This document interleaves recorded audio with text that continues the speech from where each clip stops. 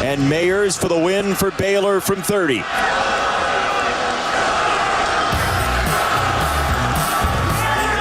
Good hold, good snap. The kick is through. Baylor breaks its losing streak. And it's a yellow rush on the field, 32-31. Welcome to SicEm365 Radio. Daggy hit as he throws. Touchdown, West Virginia. T.J. Simmons puts the Mountaineers ahead. SicEm365 Radio is presented by IdealMRI.com. High-quality MRIs for $497 or less. IdealMRI.com. Your health is important, so is your budget. Slovis to throw, stepping up in the pocket on second down and long. Has a man downfield. Drake London breaking free. London inside the 10. They can't get him down. Into the end zone for the SC touchdown. The 3 o'clock hour is sponsored by Waco Custom Marketplace. Meats, sweets, Texas treats, and a cut above the rest. 425 Lake Air Drive, Waco. Prescott trying to take advantage. Going deep. Cooper. Oh! One-hander! Are you kidding me? Now here's David Smoak, Paul Catalina, and Craig Smoak. All right, here we go on this Wednesday afternoon. Good afternoon inside the studios of SicEm365 Radio and 365 Sports on our YouTube channel. The future of college football, of course, continues to be one of the main topics, while a lot of other things, events, leagues, stories are going on, including the Olympics continue. And of course, the NFL. And now the Cowboys tomorrow will play Pittsburgh in the Hall of Fame game in Canton, Ohio. And, of course, the big weekend of inductions as well. So today we're going to check in with Tony Caridi, the voice of West Virginia, athletics and sports, and he'll join us today here in just a moment. Also, Ryan Abraham. He joins us at, I think it's at 5, to talk about the University of Southern Cal, the Trojans. We'll also check in with the Cowboys with John Machota, among some other guests we have. Grayson Grundhafer, SicEm365 recruiting analyst, as Baylor is on the verge of opening up their camp. Paul Catalina to my left, Craig Smoak to my right. I'm David Smoak, and thank you for joining us today. So, you know, it doesn't seem like things, well, no, it does. I know there's still a lot of speculation. There's a story about this team or this program, but it does seem as if with practices beginning, and have things, in your opinion, Craig and Paul, have they kind of leveled off a little bit with the expansion talk? I think they've leveled off in that there's nothing much to. I mean, everything we hear is some sort of crazy rumor that, you know, so and so's going here or there, and then it's quickly denied, or it just kind of dies on the vine. So yeah, this is going to be a longer process than the last time. The last time it kind of happened pretty quickly. I think this one's going to be a much longer process because I think it's a much more layered thing that's happened in that it was way more out of the blue than the last time it happened. Yeah, you know, I think it's settled in, and there's nothing to see really, you know, as far as massive seismic shifts until probably, you know, after the season, quite frankly. I don't know that with a month to go we're going to see, you know, USC all of a sudden throw their hat out there and announce they're, you know, aligning with the Big Ten. I just think that, you know, if there was an opportunity to announce something along those lines, it's probably not far enough along the tracks to want to say anything publicly at this point, thus all the speculation. But also, if you did have something already lined up, you know, last week or even this week would be the time to do it, and that doesn't appear to be the case. So I think everybody's just being very calculated, you know, much like the Big 12 got a lot of guff for actually standing up for themselves a little bit and fighting back. You know, if they just folded over and just, you know, go ahead, Texas and Oklahoma, like, we'll just let you go. then maybe we would have seen some more dominoes fall because people would have been like, oh, it's that easy? Like, okay. But I think the fact that the Big 12 dug its heels in the sand and said, no, we're going to stick through this and we're going to make this thing work until, basically we're forced to not allow it to work. I think that kind of made everybody go, okay, hold on now a second. Let's sort of look around now. And the dust is settling, and we know what Oklahoma and Texas are going to do in 5 years, or I guess, 4 years' time. And let's kind of, look at the chess pieces once again. So I think that's what the Big Ten's doing. I think that's what the Pac-12 is doing. The Pac-12, obviously, is doing a lot of due diligence. They've talked with the Big Ten. Apparently. They've obviously talked with the Big 12. We know that. To be sure. No one really knows, what the ACC's motivations really are right now, and that contract is an albatross. I mean, it is. That's a long-term contract that does not line up with a lot of the other granted rights that will be expiring here in the next couple of years. So I just think like all those factors and similar other factors are why we're kind of in the holding pattern when it comes to college football realignment. All right, let's do this, Paul. You guys go with it as you want. I'm going to rattle some of these off the chat room on the YouTube channel. Also, I want to get into that Big 12, Pac-12 powwow yesterday with the commissioners. From Dylan, West Virginia to the ACC, please.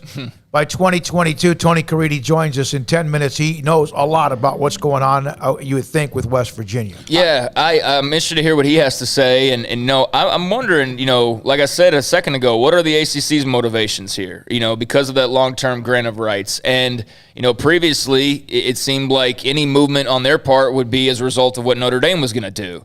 So is that still in play? Does Notre Dame potentially joining, if they could somehow convince them to do that?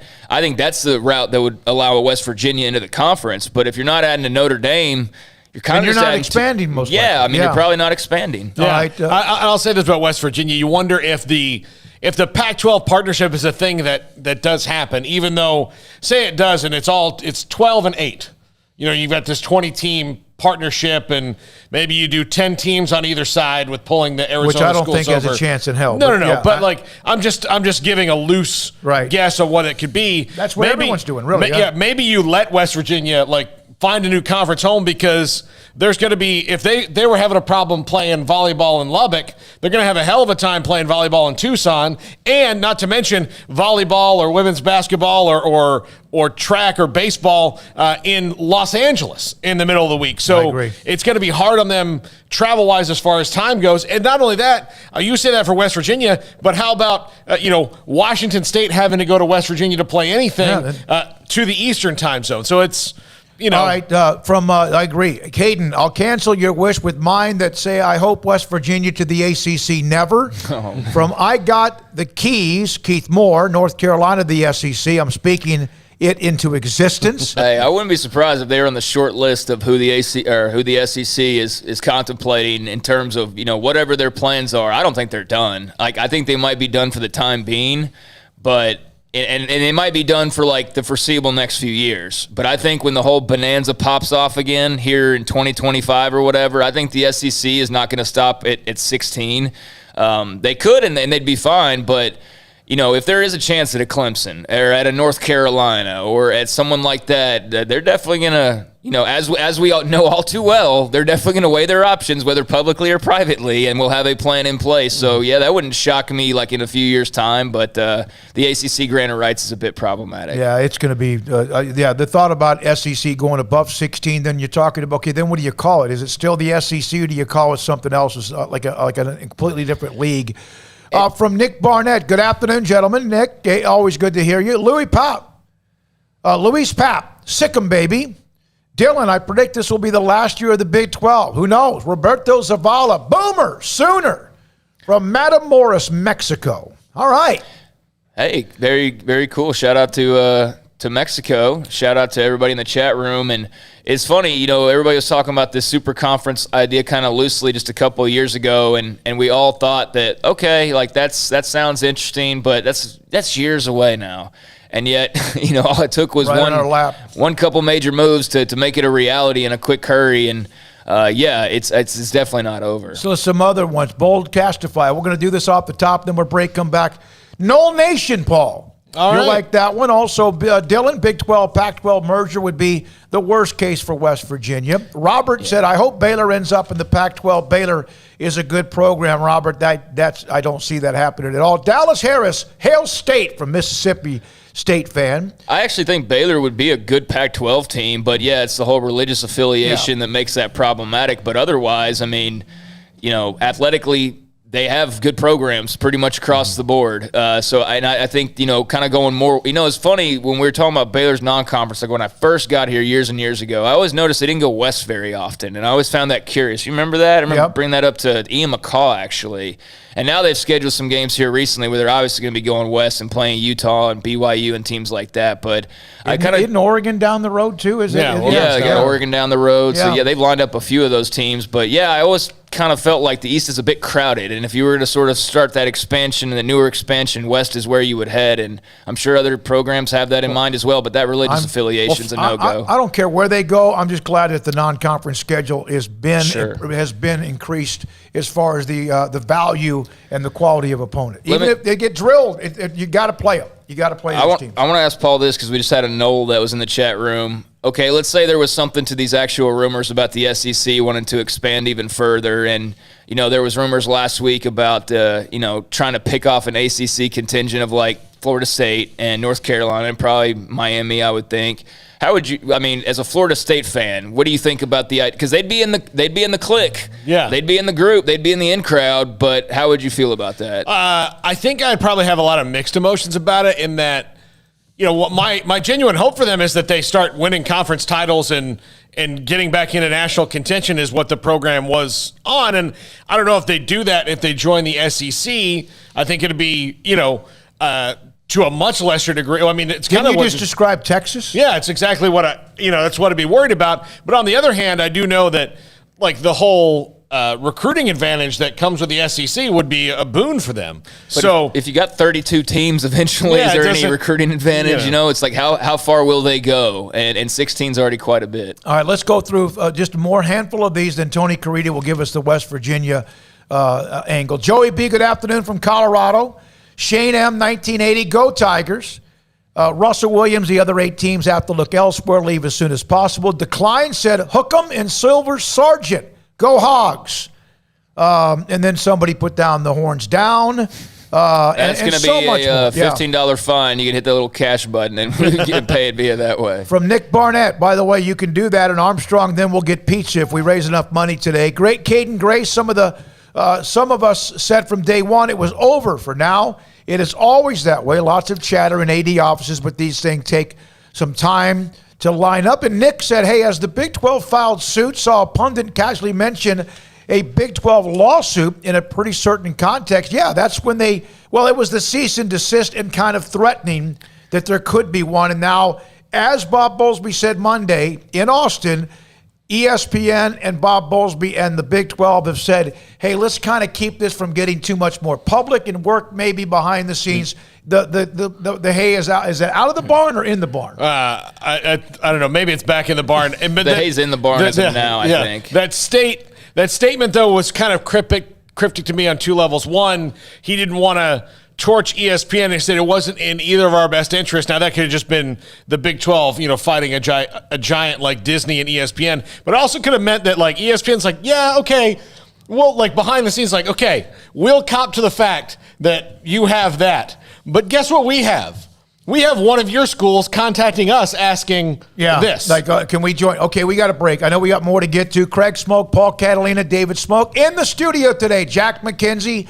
Where's Hayden at? There he is in the corner, in the timeout corner, and also Marquise Armstrong. We will take calls and text a little bit later on, but coming up next from West Virginia, the voice of the Mountaineers, Tony Caridi on SicEm365 Radio. All right, Waco Custom Marketplace is always somewhere where you find the best when it comes to what they have. The butcher shop, whether it's pork, poultry, seafood, and beef. And they will customize steaks that I just cannot tell you how good they are. You cook a steak, a steak can be fantastic no matter where you get it, but I'm telling you, Waco Custom Marketplace, an elite level, 3 different types as well, select, choice, and prime. And man, they have inch and a quarter bone-in ribeyes that are absolutely delicious. And on top of that, if you want even thicker bacon-wrapped fillets. They have a bakery that fresh baked bread and kolaches, which is kind of a pastry, so to speak, in the morning or whenever you want it, which is a big deal around Texas. And, of course, up and down the highway of I-35. Waco Custom Marketplace is on Lake Air Drive. It's WacoCustomMarketplace.com and an old-fashioned grocery store type of atmosphere, thanks to the greatness of the Bauer family. Waco Custom Marketplace right now, one of their specials, fresh amberjack, $11.99 a pound, and also select choice and prime New York strip from anywhere $7.99 a pound to $15.99 a pound. It will be worth it at Waco Custom Marketplace. Make the summer sales event is going on now at Allen Samuels with the all-new 2021 Jeep Grand Cherokee L. Now arriving and in stock, this beautiful, rugged third-row seat carries the prestigious Jeep heritage. The 2021 Jeep Grand Cherokee L, Laredo or Limited. You pick. Have total values of $2,750 or 0% for 48 months, plus $1,000 in bonus cash. Allen Samuels. Come by. Let's be friends. See dealer for details. All offers have credit requirements. Let Camille Johnson Realtors guide you seamlessly through the process of buying your dream home or selling your current one. Commercial, farm and ranch, or residential, Camille Johnson Realtors can smoothly and successfully lead you through any transaction. With a team of 28 experienced agents who are excited about serving you, Camille Johnson Realtors services the entire greater Waco area. If you're in the market to buy or sell, contact Camille Johnson Realtors, 104 Midway Center in Woodway, or find them online at www.camillejohnson.com. Camille Johnson Realtors, elegant, charming, warm. Welcome home. One size fits all. That may be all right for an adjustable belt or cheap sunglasses, but when it comes to your financial needs, no one wants a one-size-fits-all strategy. Cam Heathcott, your Edward Jones financial advisor, knows that his most important goals are yours. That's why he takes the time to understand your needs, knowing you. That's how Edward Jones makes sense of investing. Cam Heathcott, covering Conroe and Houston, 936-756-7717 or cam.heathcott@edwardjones.com. Edward Jones, member SIPC.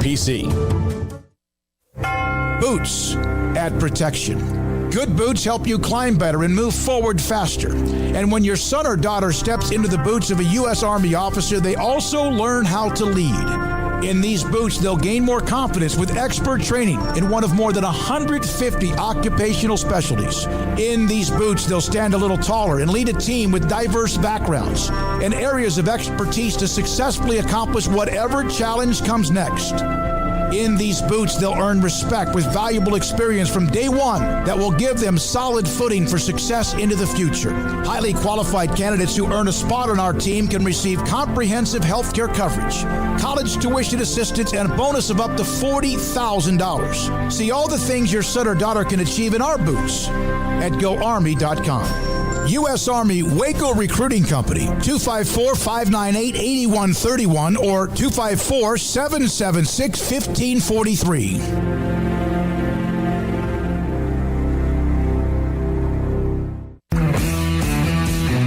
At Marco's Pizza, get craveable pizza made the Italian way with dough made from scratch, an original sauce recipe, 3 fresh signature cheeses, and premium toppings you love, served hot and safe. Right now, you can get unlimited medium one-topping pizzas for just $6.99 each. Why stop at just one? Order with your app or at marcos.com for curbside, carryout, or delivery today.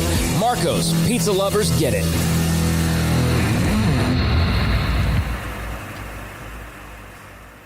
After my first car accident, I feared the biggest damage would be to my wallet. I expected a mountain of bills and a long, drawn-out process. But my Texas Farm Bureau insurance agent was there when I needed her and helped me get back on my feet and in my car in no time. Instead of a hassle, I got reassurance and a quick recovery. Stop by and see our agents at one of our 3 McLennan County locations.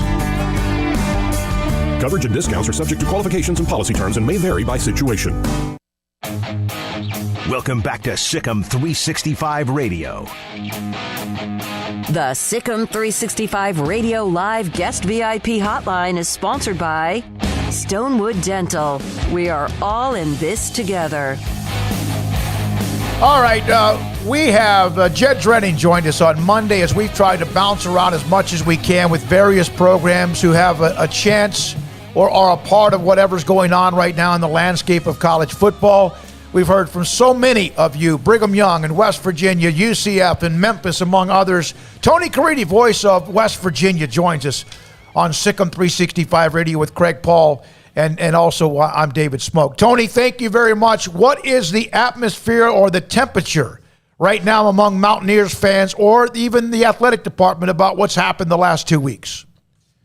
Well, David, as you might imagine, extremely high level of interest as to what's going to happen. Unfortunately, we're kind of getting used to this.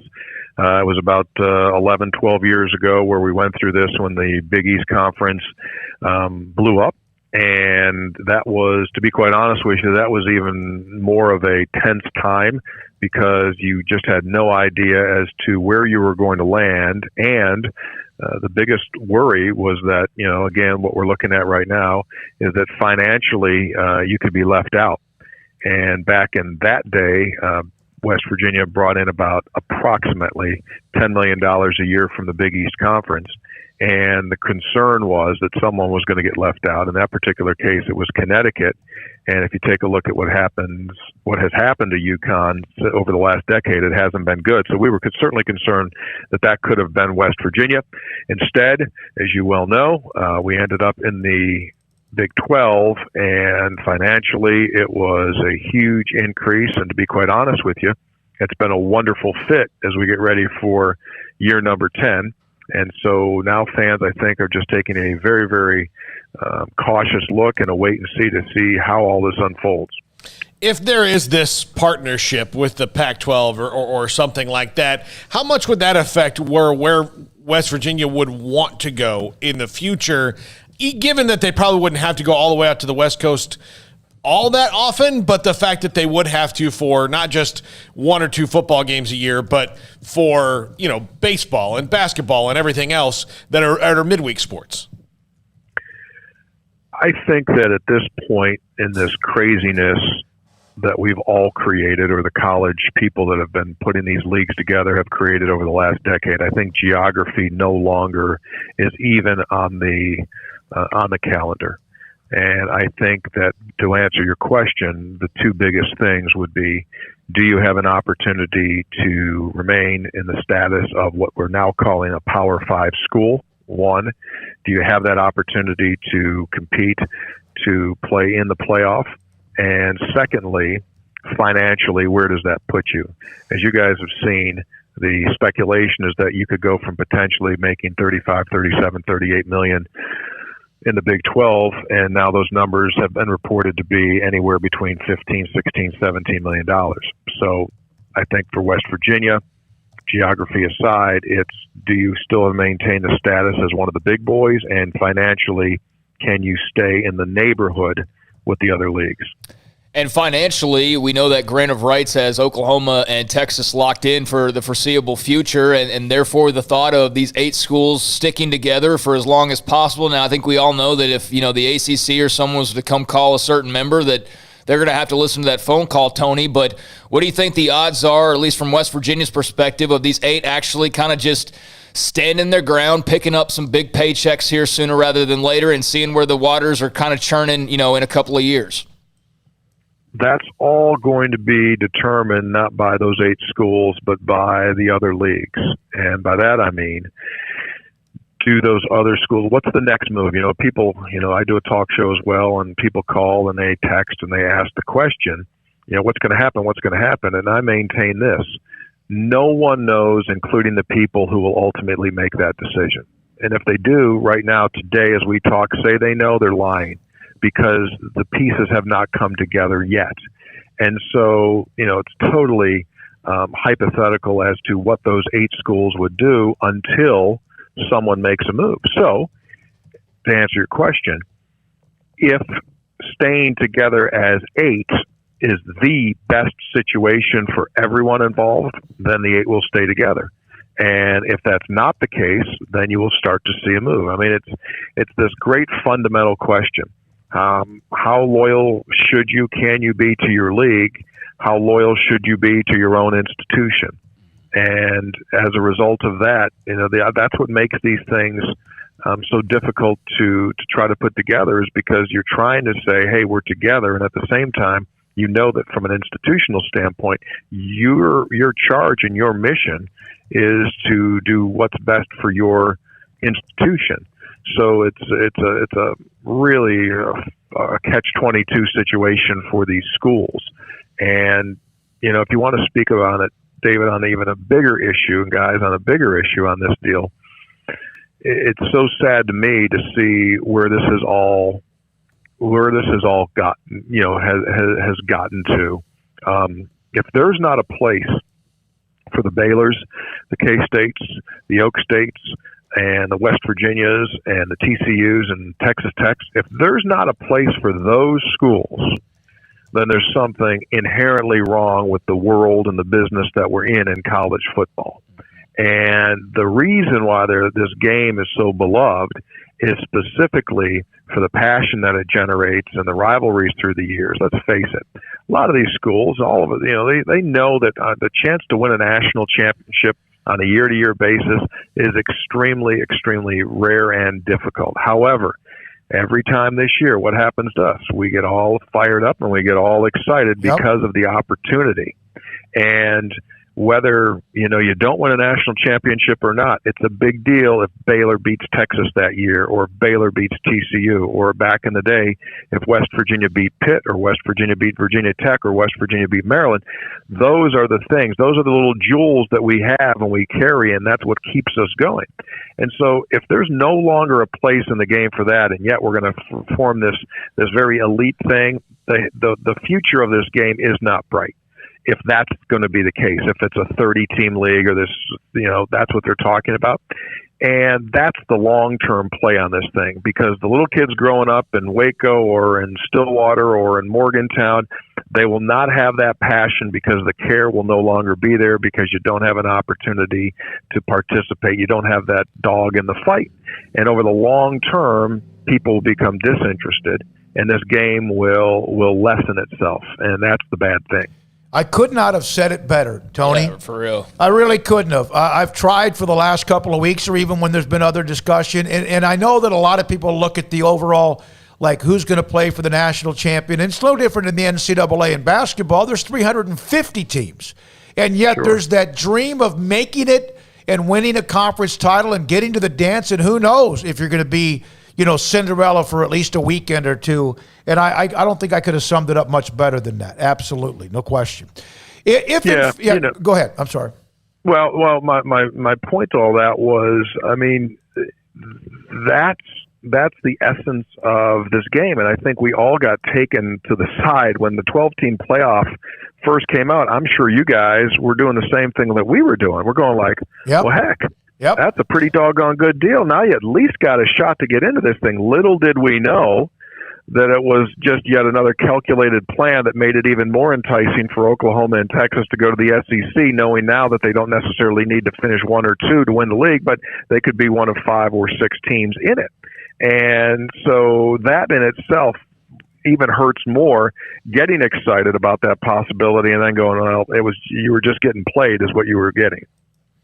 Tony, how did you react to some of the things that came out of the Texas Senate hearing on Monday? I mean, obviously there's a lot of all 9 hours of it or whatever. There's a lot of political posturing and darts being thrown, but Bob Bowlesby being completely caught off guard, sitting on committees with Greg Sankey and Jay Hartzell and all these people in this working group, and knowing these things, just the emotions that ran through, particularly I would say Mack Rhoades and Bob Bowlesby.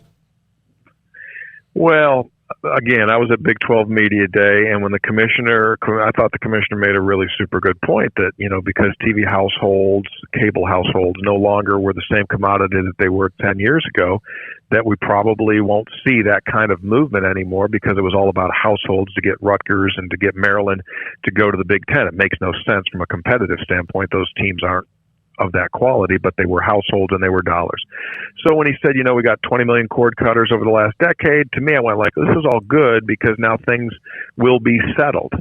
And the way that it happened, and, Bob Bowlesby says he had absolutely zero inclination that this was in any way in the works.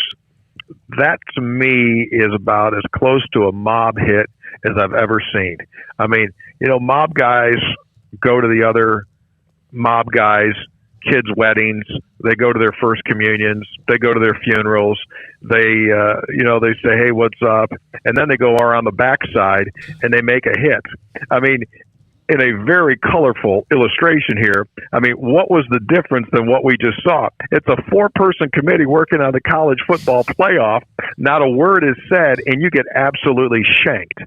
That, to me, I just don't get that aspect of it. If there was anything, it should have been, hey, look, if you're Texas and Oklahoma, we're not happy with what we're doing financially. We have either got to get our number up or we're going to go. Okay, I could see that. But not to have a single word and all of a sudden to blow out like that, I just find that just from a human nature standpoint, there's something wrong. We just stopped being, I don't know when that all started, but be a man and just stand up and just be a man about it. That, to me, is what really just leaves me shaking my head.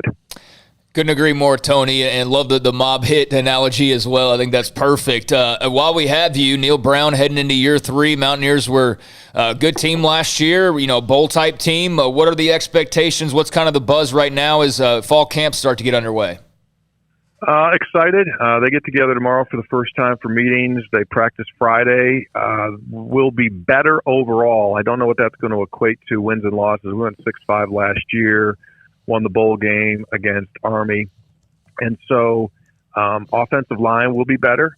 Defensive line, we lose a great player in Darius Stills, but they feel that they've built those up in his 3 years that he's been here. Obviously, everyone took a step back because of COVID. So to me, guys, I think anywhere from 3 through 9 in the preseason rankings in the Big 12 on a Saturday, flip a coin. Mm-hmm. Anything could happen. I truly do believe that. And so it's just going to be, I think we'll play a lot of close games. A lot of them will be contingent upon special teams. We'll be better. Exactly how many more W's that means, not sure. Tony, thank you, buddy. Appreciate your time. Thanks for jumping on. It's been 2 weeks.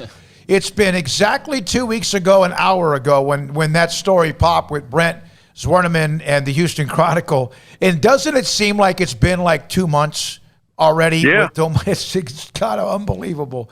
But it's been 2 weeks. Yeah. Hey, thanks, Tony. Appreciate your time. Great job as always. Tony Caridi, voice of West Virginia Athletics on SicEm365 Radio. I agree with pretty much everything he said about everything. I mean, I really do. He said some things like you mentioned that I probably couldn't form quite right in my own head, but I had been thinking all the same. And I'm with him, and it's kind of what I've been saying for the last few days now.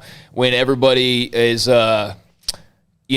talking about, well, what do you think about this team to that conference? And it's fun to play around with the idea and think about what, the possibilities are of West Virginia, the ACC, and all those types of things. But like he said, until that next domino falls, it really doesn't matter. You know what I mean? It doesn't matter because no one's like West Virginia is not tomorrow just going to jump out and go, hey, by the way, we're going to, we got to see some movement. Does the ACC make it apparent that they want to add teams? And if they do, then West Virginia is a logical choice potentially, but we don't know if they want to do that. So, yeah, I'm with him. We're kind of wanting to talk things into happening, but we have to realize that there's stuff happening behind the scenes, but it doesn't necessarily mean it's going to be public knowledge, anytime soon. So this is something that's definitely going to drag out for the next, however many months. You know what the emotion I had when he was talking about if there's not a place for Texas Tech and Oklahoma State? This thing about the SEC and Oklahoma and Texas means that there are parties that believe that most of college football is dead weight. Mm-hmm. And I don't think as a lifelong college football fan, I see anybody as dead weight. I enjoy all of it. If Florida State or was going to play Oregon in a 4-year stretch, I'd be like, great. If they're going to play Oregon State, I'd still be like, well, I wish it was Oregon, but that's still cool. It's different. I embrace the variety of college football. That's what makes it great. Yeah, the atmosphere, the fan bases, which is a part of the atmosphere. I had someone the other day that argued with me a little bit about, I said college football was always the regional rivalries, and I know it's gone national. I mean, it's always been national. I mean, national champions, whoever year. you want to talk about, but that was my phone. 843, that's a great interview. Thank you, Tony. So you were talking to somebody about what? You were talking to somebody about regional rivalries. About the regional rivalries. I'm going to miss part of that. I miss some of the rivalries that have been destroyed because of realignment. I'm not naive. I understand what's going on, but I do miss the fact that you can play a schedule and you may not have a chance in hell. But how did Grant Taft become a legacy at Baylor? In 1974, they won the Southwest Conference Championship with a team that didn't have a chance. No one gave them a chance. They upset Texas and went on to win a Southwest Conference title. Those stories, to me, mean as much in the college football history and tradition as who won the national title. The ones that kind of come out of, well, I still understand it's the big boys, the blue bloods, but that's also part of what is the landscape of the game. Yeah, I mean, Matt Rule's Baylor team 2 years ago didn't win the national title. They got close to being in the playoff, real close to being in the playoff, but didn't quite make it because they couldn't beat OU in the championship game in the Big 12. But that was still a really fun season. Like, that was an enjoyable season. They end up in the Sugar Bowl. They lose to Georgia. And, that was all she wrote. He heads off to Carolina, but that was a fun season. And had there not been like the week buildup leading into that game of him and the Jets and, all that talk, and then that eventually led to him going to the NFL, just a different spot than people expected, that kind of tarnished it a little bit. But had that not been involved and Matt Rule been come back, I mean, can you imagine the anticipation for last season? People would have been going crazy for it. But, yeah, like there's going to be a lot of programs that now – potentially, if this goes the direction some think it's going, that, what are you getting excited about? What is there to get excited about? And especially, at least, even if you were a team that didn't think you had a chance. I mean, I know plenty of people who went to bad schools as far as, their records on the field and whatnot, and they didn't probably go to a lot of football games, but they'd go to the Texas game. They go in A&M. I mean, that was the story of Baylor fans for the longest time, is we're only going to, a couple games a year because we know what happens, but those rivalries, like you said, mattered, or let's just see what they do against a team like this. And, I don't know. I'm with him. I have no desire to watch a mini NFL. I just don't.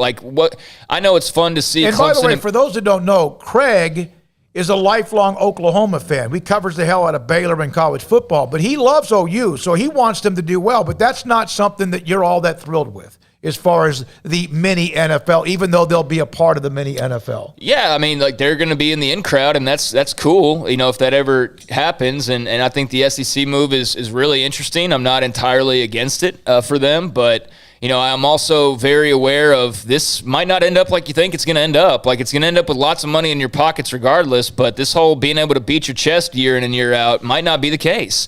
And people say they're okay with that because money's coming in, but is that money going to your pocket, fans? It's not going to mine. I don't think it's going to yours either, so I don't know why the money matters to you other than you just feel like it can enhance facilities and get better recruits and do all that. But bottom line, it comes down to wins and losses. And you think you'd be okay going 500 every year in the SEC because your school gets more money or more exposure. But let me tell you, I know a little something about Oklahoma fans and Texas fans, and it ain't going to be okay. That might be okay initially, but if that becomes the norm, that's going to be problematic. So I know a lot of people have confidence that won't be the case, but all it takes is one coaching change or one bad hire or one busted quarterback, and all of a sudden that SEC schedule, it seems like it's going to be so fun. It'll get on you and lean on you. Yeah, it's going to just gnaw on you. So, I mean, I'm intrigued by them being in the SEC, but I am not intrigued by the idea of the SEC branching off and basically becoming its own entity in its own league and its own mini NFL. I have no desire to see that. I want to see, yes, the 5-star talent-laden teams play each other on occasion. I don't want to see it every single week in and week out, because then it just becomes normal. Because somebody will not be at the top of the class. Well, somebody will go from being 9-4 or 8-5 or whatever to 3-9 in a quick hurry. But big matchups are special because either of rivalries, so you get amped up for those games, no matter what the records are and all of that. But, also the matchups you see in the postseason. The bowl games are fun because you see teams playing, teams they normally wouldn't play, and now just kind of normalize everything to where it's just all the same. One of the other things about not having big games every single week is then you look forward to the big games when they do come around. Where's the anticipation? And also, you don't have big games every week, but that's how Vanderbilt can beat Florida one day. Right. And like, oh my God. Yeah. Look what happened. Or Kansas State can have success against Oklahoma and Texas, or that Bill Snyder can turn around the miracle of all miracles. All right, one payment on the chat. Wes Bearden. I don't know if I agree with you, Wes, but we appreciate the $5. So I'm going to read it. R.I.P. the Big 12. May we forever forget the temp service referees and piss-poor conference management. Hook 'em.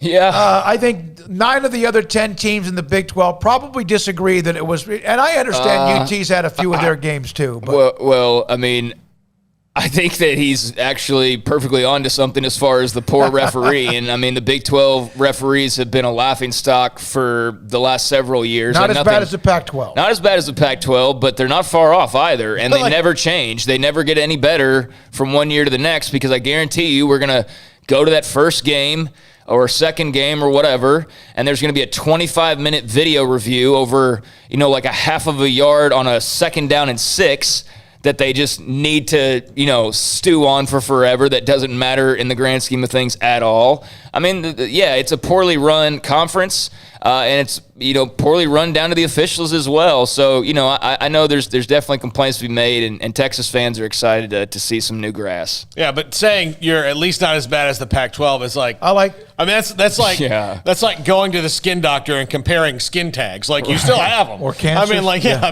Hey, here's one. The Shank, the Godfather, the Mafia note from Tony. Oh, yeah. Did you appreciate that? I did. Well, every time somebody with a vowel at the end of their name's on the show, I appreciate it. So. All right, when we come back, more from you, the chat room, the text line. Also, we're going to come back. We're going to do a call here or a break. No, let's break here. And we'll break here. Then we come back. Your calls who are on hold, and you stay on hold. You'll be next. SicEm365 Radio. Richard Carr, Buick GMC Cadillac. Richard Carr has a lot of great deals going on right now.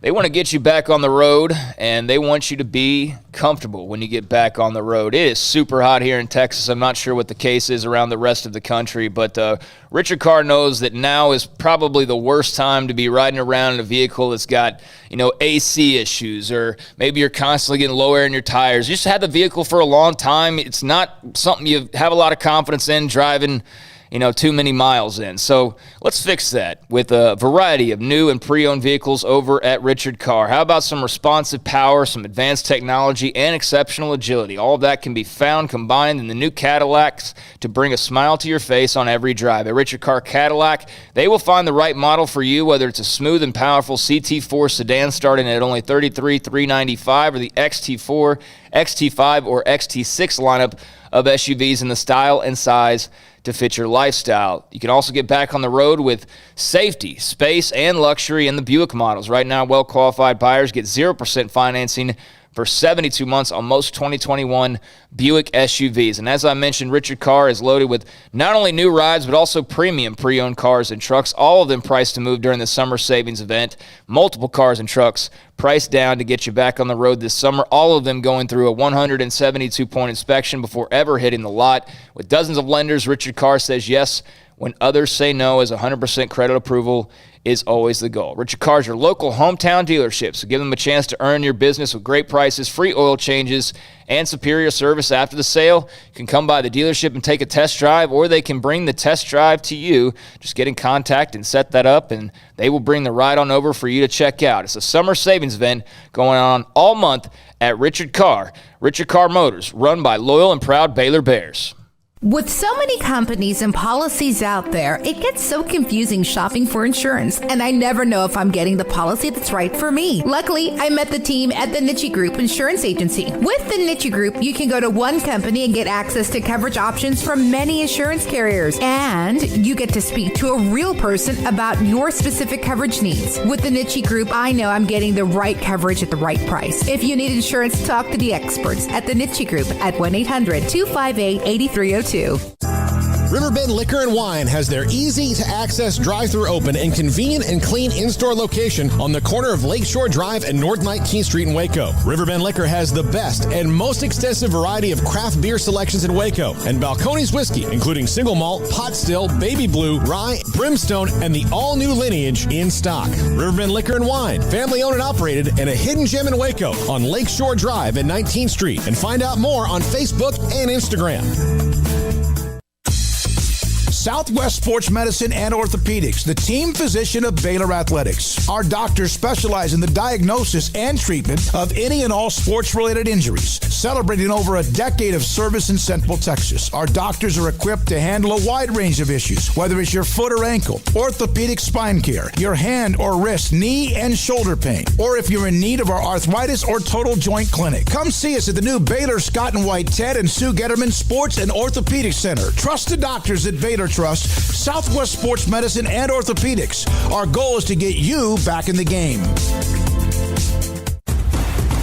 Hey, this is Bryce Petty, former starting quarterback and two-time Big 12 champion, and I know firsthand the importance of being in top shape both on and off the field. So listen up, men. If you're feeling beat down day in and day out and looking for that high-performance edge that separates the men from the boys, then look no further than the Petty Clinic Low T in Waco. Petty Clinic is a comprehensive men's healthcare clinic with an atmosphere catering to men. Board-certified Dr. Kent Petty has a special interest in offering the highest quality medical care to men of all ages. Some of the services offered include screening and treatment for low testosterone or thyroid, infertility, high blood pressure, diabetes, high cholesterol, sleep apnea, while offering comprehensive wellness exams and complete men's health lab panels. High performance men, remember, it's not just a Petty thing. This is Bryce Petty, encouraging you to reach out and Google search Petty Clinic Low T or go to pettycliniclowt.com and get your complimentary lab screening today. From the first workout to the last practice, sports is an incredible challenge. Hi, this is Dan Ingham with the First National Bank of Central Texas, and we're proud to support each athlete, every parent, and our educators. From families, small businesses, to the biggest industry, we're here to help. With remarkable products like First Free Checking, we've got banking ideas that fuel big dreams. The First National Bank of Central Texas. Familiar faces making local decisions. Member FDIC, Equal Housing Lender. At Ideal MRI, we feel blessed to be part of the Waco community. We're a small family business here in Central Texas. At times like this, the cost of healthcare has never been more important. And unfortunately, significant illnesses and injuries still occur. And that's why Ideal MRI is open and here to serve you through this difficult time. So if you need an MRI, ask your doctor about Ideal MRI. You can schedule online in minutes at idealmri.com or call 833-IDEAL-MRI.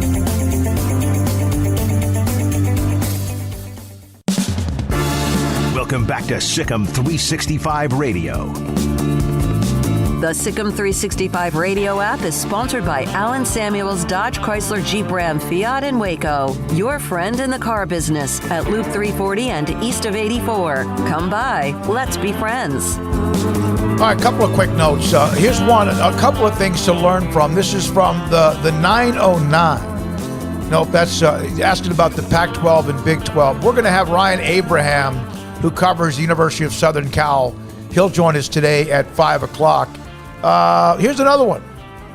I feel for, this is from the 7-1, I feel for the fan bases. They had no say in this. And here's what I said about this. And people can sit there and go, we've carried your butt. Yeah, okay.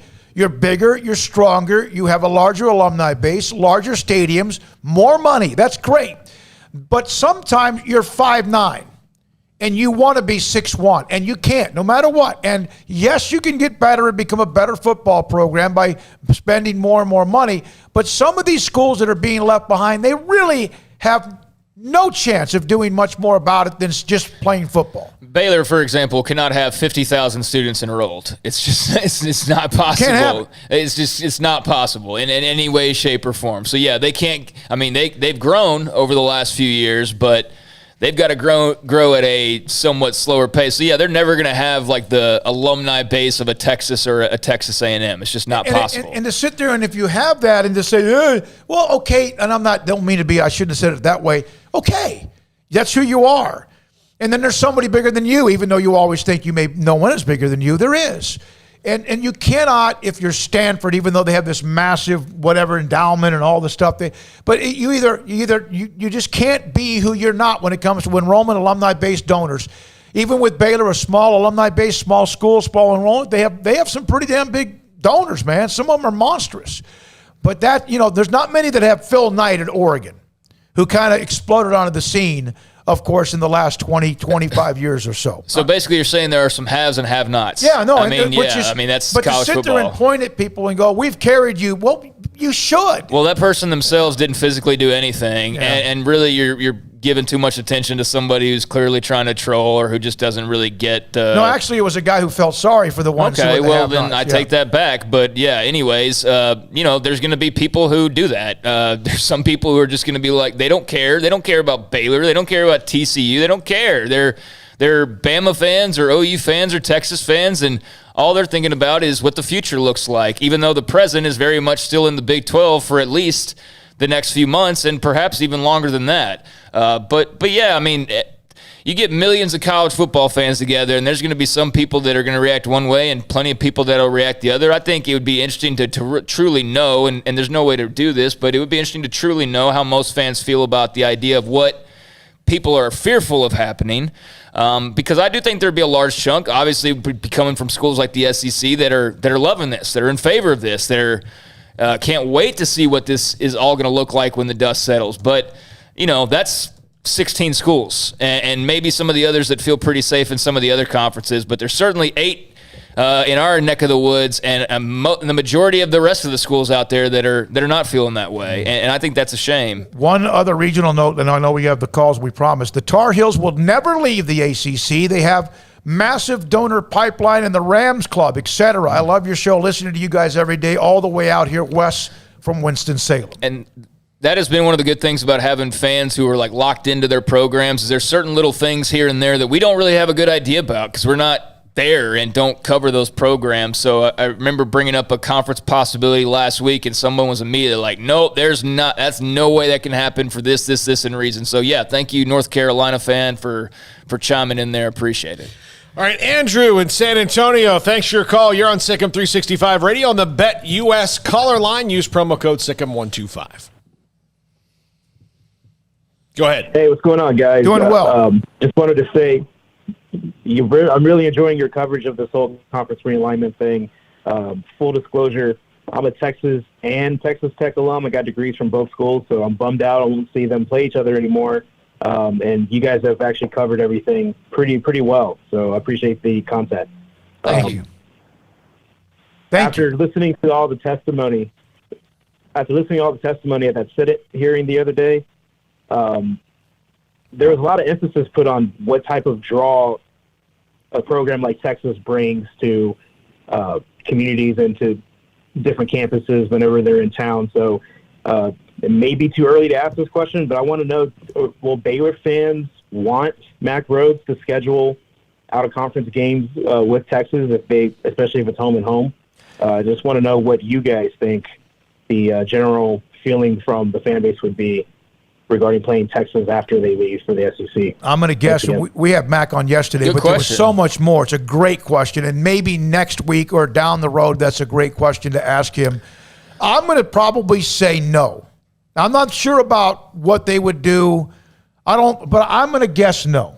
I'm going to guess no based on the fact when A&M left, that was the sentiment. Don't want to play him in anything. And then it took Steve Smith and Kim Mulkey both scheduling them in down various sports down the line for people to be like, okay, well, whatever. And it's the only sport they're not playing them in is football. And I know that if you're a UT fan, you could give a damn whether they keep playing Baylor or not. But I'm talking about from the Baylor perspective, that was the question. I would say right now, probably not. I'm going to slightly disagree. I mean, I think a lot of it will have to do with how does this exit actually occur? Okay, so if Texas and Oklahoma ride this bad boy on out, and in 2025 they finally throw up the deuces and see you guys, see you on the other side, then, there's this. I mean, they would have fulfilled their obligation, so how could you be mad at them, really, right? They're doing what's best for their program. Would Mack Rhoades not do the same? Now, I agree that, Tony Caridi referred to like the whole mafia hit style way that this went down, and I'm sure there's going to be some, bruised egos and some bad feelings over that. So I could see, just in my opinion, it would kind of depend, sort of how they end up leaving. But even then, I think maybe there'd be a little bit of a buffer for a year or two. But I think ultimately, guys, what are we talking about? We're talking about college sports. What is college sports all about at this point? It's about money. Yeah. So who's going to attract more money? You schedule a non-conference game against Texas or a home-and-home, or doing it against UTSA? And no offense, this is the first team that popped into my head. I know what's going to sell out McLean Stadium, and it ain't the Roadrunners. So, being so close together too. I know what A&M did and how that all happened, but I don't think I know there's bad feelings, but ultimately I just go back to it's about the dollars. And Texas Baylor playing is good for Baylor, so I think that they would pursue it. And how long have they been playing? Over 100 years? Yeah, we've seen a lot of those rivalries end because of egos and bitterness. I don't think it would be an every single year thing either. Just on occasion. But I think it would be kind of doing a disservice if you didn't do that if you had the opportunity, so long as it was respectful on both sides. And I think definitely fans would love to see Scott Drew's basketball team go beat up on them some more, if given the opportunities. Head down to Austin to that new arena they're building, and the new arena they're going to build in Waco, a little back and forth there. So yeah, I'm going to slightly disagree and say yeah. And in what you said, that does make some sense. Paul, 254-339-1122. All right, let's go to Irving and Matthew and Irving. You're on SicEm365 Radio on the BetUS caller line. Thanks for your call. Yes. Hello. Listen, I really enjoy you all's show, and I really enjoy the realignment talk. Listen, I've got a question for you, okay? It's my understanding that at most, P5 programs, that men's football that men's football basically pays for an awful lot of stuff, okay, that isn't necessarily strictly related to men's football. And all right, I'll just shoot straight to the point. All right, what is this going? Yeah, how is this realignment, and the fact that the remaining schools in the Big 12 that, long term, some of them are probably going to be, looking at a loss of revenue.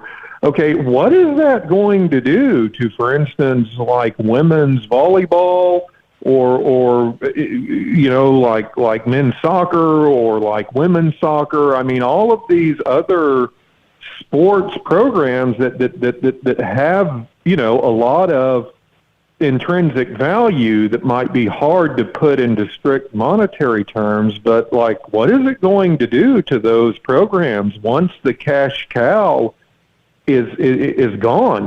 Once you're not looking at receiving almost $38 million per year, you're looking at maybe $8 or $9 million. Well, I don't know what it's going to do exactly, and thanks for your call, Matthew, but it's not going to help. It's going to definitely get some programs canceled. Football pays for every single thing in athletics. You might get a little bit of a chunk of money from the NCAA tournament in basketball, but outside of that, that's all football money. It's a little bit of men's basketball, and that's the combination. Whole lot of football, little bit of men's basketball, especially depending on how good your team or conference is and what they do in the tournament. And then everybody else just splits that money basically.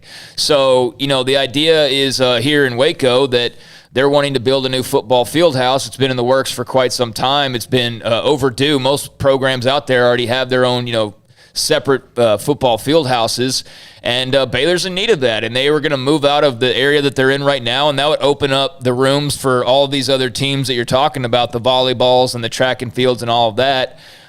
So that's a direct result. Them getting an upgrade is just a direct result of football also getting an upgrade, because if football wasn't getting an upgrade, they'd sit their happy butts where they've been all along. So, yeah, I think you would see some programs have to shutter, different sports. There's just no way feasibly to float that on a far lesser budget, because we're not just talking about going from $38 million to $30 million. That alone would put a pinch on some programs. A loss of $8 million alone. We're talking about going from $38 million to $10. That's no one can sustain that. I don't care how many maybe the A&Ms and the UTs of the world have boosters that they could sustain that for a while, but I know most can't. And so, yeah, you'd have to take a long, hard look at who's draining the most money, what sport has like the most people on its roster that you're having to account for, but that doesn't bring in money. And you saw a little bit of the taste of this during the pandemic when certain school, like I remember Stanford eventually reversed course, but there was a point in time during the pandemic where they cut a lot of sports. So I think that would just become more commonplace to simply answer your question. And that's one of the side effects or collateral damage that not a lot of people account for in this whole, movement of realignment. By the way, I got this one argument. Oklahoma has half the enrollment of Texas or Wisconsin. They have 31,000.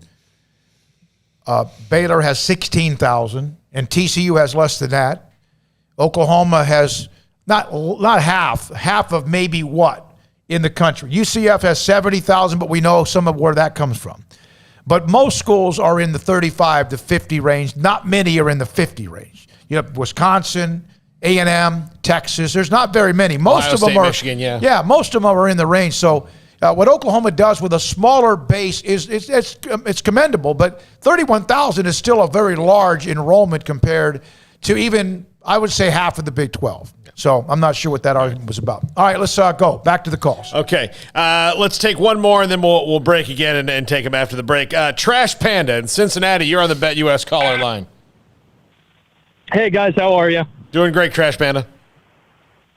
So I was just thinking about this the other day. So let's say in a perfect world, let me know if you guys think this could happen or not. But let's say the Big 12 does add, like Cincinnati, both UCF and USF, and maybe Memphis. Do you think that they'd be able to make some kind of, maybe not a deal or whatever, but some kind of agreement with both the Pac-12 and the Big 10? Because I think all three conferences kind of have some anti-SEC sentiment. So do you think there's any way that they could all three kind of come to some kind of agreement with each other in terms of I don't know. I'm trying to think it through now. Like scheduling? But, yeah, like to where the Big 12 can still perceivably be a Power 5, if that makes any sense to you guys. Yeah, absolutely. I think that I actually mentioned this in the top five the other day, in that I think scheduling partnerships are the way that you maybe stave off realignment. In that you have good non-conference games to where maybe it makes up for some of the deficiencies or at least the viewership you wouldn't get from some of your in-conference games between if you're Kansas State versus Iowa State, that might be a great football game. And it might be the best football game of the week, but as far as the amount of eyes it's going to attract just based on the population base is smaller because of the smaller thing. So if you made a thing where Iowa State was going to play USC, then I think that would draw in more eyes. I think that's another revenue stream that right now you're not getting, and that could be at least more somewhere. How? I don't know. Yeah, I think the more partnerships that you have at this point in time, or that you can create moving forward, the better. So I definitely think if you're those Big 12 institutions, you are doing whatever's in your power, probably to not only get into those conferences, but if you can't get in, to at least push the Big 12 to be a part of some alliance. And we know they've talked to the Pac-12 now. We know the Big Ten's talked to the Pac-12. I had it pop into my head that, one way to potentially keep things interesting was, let's say you have a Big Ten, Pac-12, and Big 12 alliance of sorts, right? To where they're all still their separate entities, and you still play your full conference schedule. But those three non-conference games, what if each year one Big 12 school plays one of those Big 10 schools, and then their second game they play one of those Pac-12 schools, and then maybe you have your directional school beatdown, that most everybody wants to have at least one game a year where fans are like, homecoming or something, where you feel good. But that just popped into my head, and I think that would be awesome because there's so many teams involved that you could rotate it forever and never come across the same matchups all that often. And you'd have the opportunity to go check out all that the Big Ten has to offer, all the Pac-12 has to offer. Now, the problem would be, from the Big 12 point of view, that sounds like an awesome idea.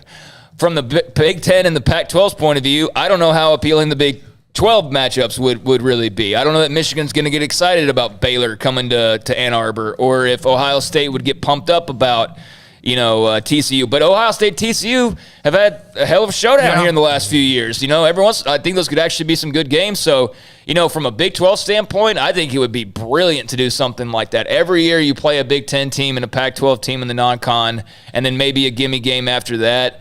To answer your question, I think anything's on the table right now, and I certainly think at least the Big 12, Pac-12, Big 10 all seem to have their radars up and interest in at least exploring whatever possibilities are out there. So is it feasible? Sure. Is it going to happen? Who really knows? Probably not at this point, but, never say never. All right, from Ricardo, one note about the revenue. Houston's revenue is about $7 million a year. No sports have been canceled. It does not just affect what you have as far as those sports, but also the coaching salaries, the staff, and also so much more, including facilities. Buyouts. Got to go. Yeah. Coming up next, the 4 o'clock hour, Grayson Grundhay for SicEm365 will join us at 4:30. Ryan Abraham on University of Southern Cal football at 5, and this is SicEm365 Radio. As you see over my shoulder here, our newest sponsor, BetUS. They are the sponsor, of course, of the Caller Line and YouTube page and many other things. But look, BetUS is the 3-decade leader in sports betting. BetUS, join now for a 125% bonus or 200% bonus with crypto if you use promo code SicEm125 and bet sports, casinos, horses, pop culture, and more at BetUS.com. You bet, you win, you get paid. BetUS.com. The customer service pros are ready to get your phone, social, and online sports betting kicked off, streaming now. So play with a proven mainstay in the industry. BetUS.com. Again, you bet, you win, you get paid. BetUS.com. Use promo code SicEm125. Y'all listen up. Let me tell you something about group meals from Rudy's Barbecue. It's got all you need for all the folks you gotta feed, smoked meat, sides, and more. There's everything down to the tablecloth, just like the one that you see at the store. At a bridal shower, it's better than flowers. In a long distance meeting, it'll pass the hours. It'll feed all the cousins at a family function. It's better than potluck at a church luncheon. Next time you need to feed 10 or more, call and order a Rudy's group meal. Next in line. Three Nations Brewing Company has 16 different beers on draft with a new beer every Friday. It also offers 2 air-conditioned tap rooms, a large indoor beer hall, a second-floor mezzanine offering a great overview of the brewing company and equipment and patio where you can relax under the shade. Plus, you can now experience the new Three Nations Beer Garden Grill on our shaded patio with socially distanced seating for your enjoyment. Grab a cold beer and enjoy a bite from our freshly prepared and delicious menu. Street tacos, quesadillas, freshly cooked burgers and dogs and veggie burgers too. State Fair tornado fries, nachos, and so much more, all prepared and cooked on site. So come visit the award-winning Three Nations Brewing Company on East Vandergrift off I-35 in Carrollton.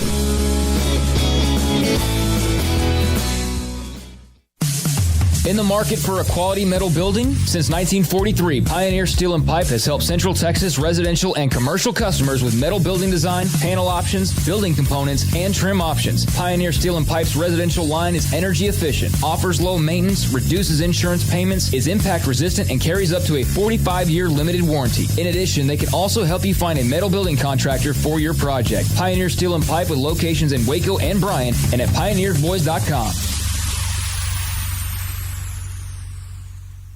Rediscover the thrill of driving with power and exceptional handling and control in a new 2021 Cadillac from Richard Car Cadillac. Whether you drive the dynamic 2021 CT4 or CT5 sedan or the sporty and spacious XT4, XT5, or XT6 lineup of SUVs, starting at only $32,900, the Cadillac of your dreams is waiting now to make your 2021 an exceptional year at an affordable price. Test drive from the expansive selection at Richard Car Cadillac or let us bring a test drive to you. Go to richardcarcadillac.com to schedule a test drive today.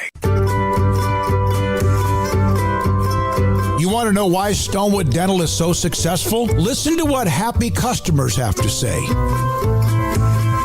It's pleasant. It's different than any other dentist office. I really feel like they care. And it's not that you're here for 2 hours waiting on someone to take care of you. It's quick and easy, and I bring my kids, and my kids love being here too. They really love the treasure box. staff is really nice and accommodating, real friendly. You feel more like home. It's not sterile looking. Everybody has their own personalized rooms with decorations and decor, and they'll even have a blanket for you when it's cold. I've recommended people to actually come here, and they are patients now. I really love it here. It feels like family. Learn more, stonewood-dental.com.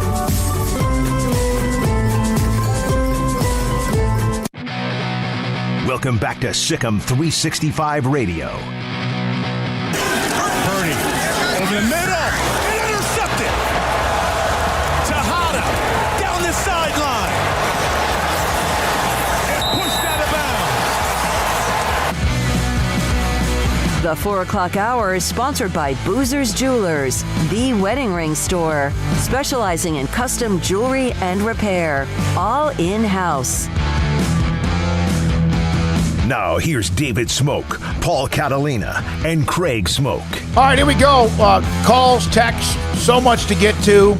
Our guest at 4:30, Grayson Grundhafer, wants Baylor is about to report. Well, they've reported they're in camp, but they start officially later on this week, as do a lot of college teams, and also Ryan Abraham on University of Southern Cal Trojans football at 5. Paul? All right, let's go back to the calls. Corey in Columbus, Ohio. From Ohio State country. Guys? What's going on? I just want to say I discovered you guys right after the Texas news broke, and I've been obsessed ever since. So thanks for that. Thank you. But I wanted to ask you guys: is there anything that the Group of Five can do to potentially stop all this worrying? Kind of save college football, maybe stopping the college football playoff expansion. Because I think from the early point of view, it's like, yes, this is maybe the doom for college football, but over time, the paradigms might shift. Yeah, the problem is they're the ones being left behind. The Group of Five. The reason they're being left behind is because of revenue streams and image and logos and stuff like that. And it just seems like I think they're all holding on. I think they're all holding on by their fingernails. I think some probably more than others are worried. But I hope you're right. I do, because I think college football is as good as the fact that it can be, that maybe that Houston could have that win against Oklahoma a few years ago and have hope, and then, of course, it disappeared.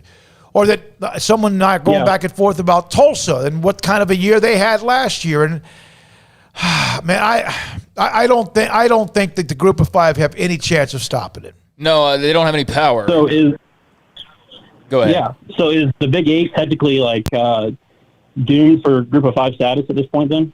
No, because they still are, and thanks for your call, Corey. They still are Power Five until they're not, until it, and they're not necessarily doomed for that. But they're either Power Five until their contract runs out, which is another 4 years away, or if they lose enough membership, which I think would take another 4 teams, I believe, which would get them down to 4, and then I think they'd legally be split up all the way.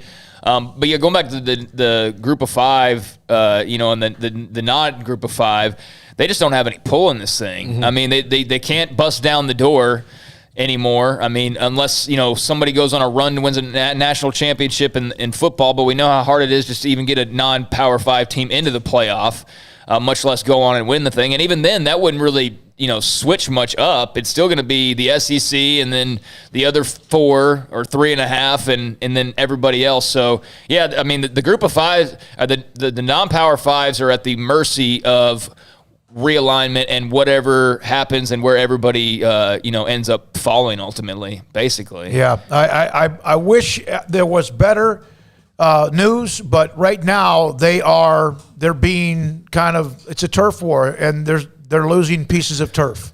And there might be some teams that benefit from this. Depending on how much expansion let's just say there is going to be some more expansion. If Houston or a UCF or someone like that becomes attractive and there's a conference out there that's in need of adding some more teams, maybe you could see a team, level up a little bit in that way. But I think that's still at this point unlikely, because if anything, it looks like they're trying to trim some fat, not, add more onto it. And as far as the Big 12 goes, I think there will be some teams that have opportunities. There's a lot of smoke about West Virginia and the ACC.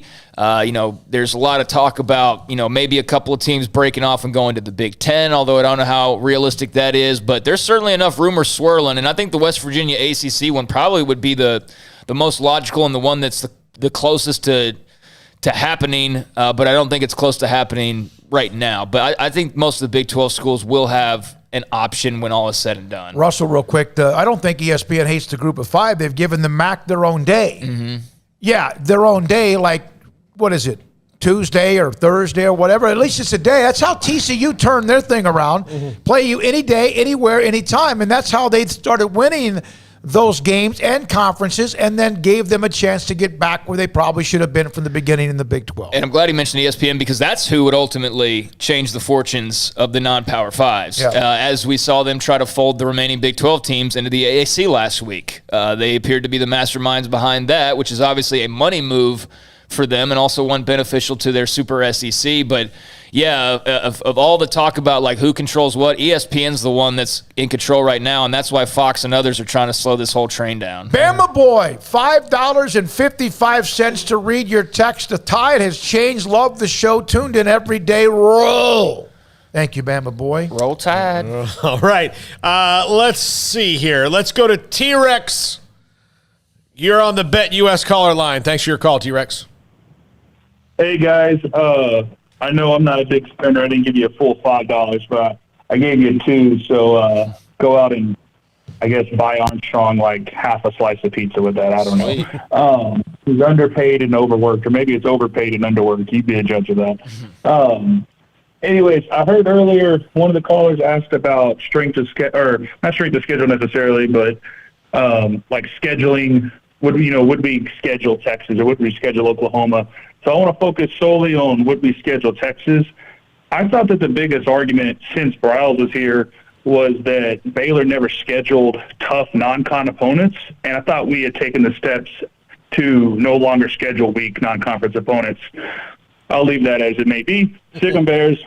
I'll help hang up and listen. Thanks for the call. That took me a second to realize, but yes, now I get it. Yeah. My fault. There you go. Right?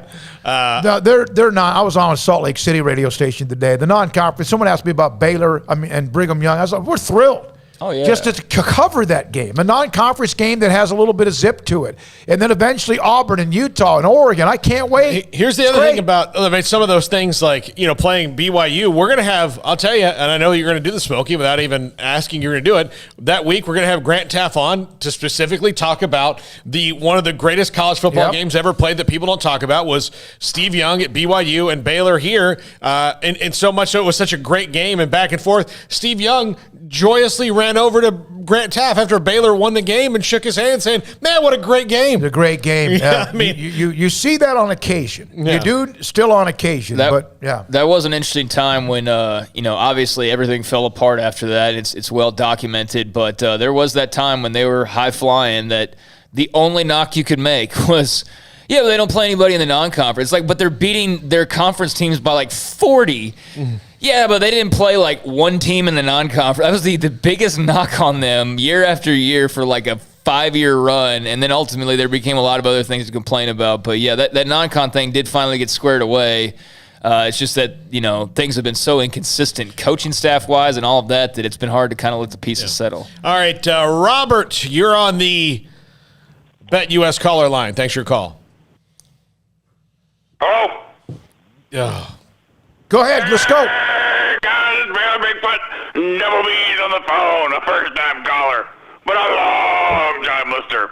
Guys, I'm sponsored by Double R Burgers. Make sure you go to Double R, get the Bigfoot special. It's Double R for Double B's. How are y'all doing today?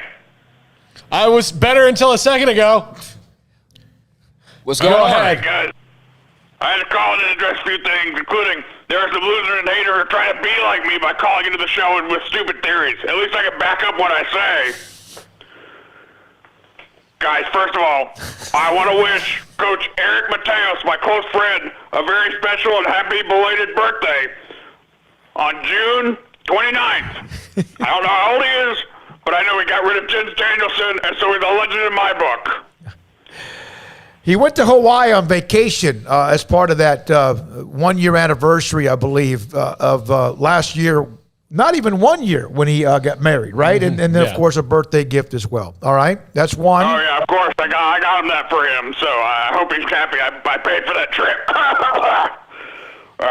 Guys, regarding the name, image, and likeness rules, if I would have been around during this craze, nobody would ever know who Michael Jordan was. Everybody would know the Bigfoot 12s, and, everybody would be trying to get Bigfoot apparel. I think you can agree with that. Am I right? I do not agree with that. Be like a big Sasquatch outline paw instead of the Jordan logo. I do like that idea, though, Craig.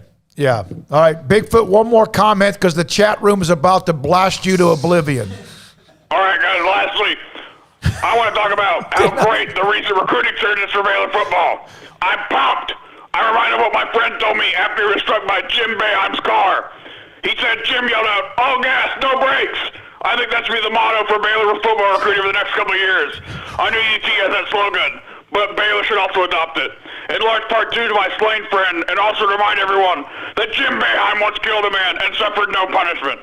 Don't forget, double R for double B's. I can listen. Those out.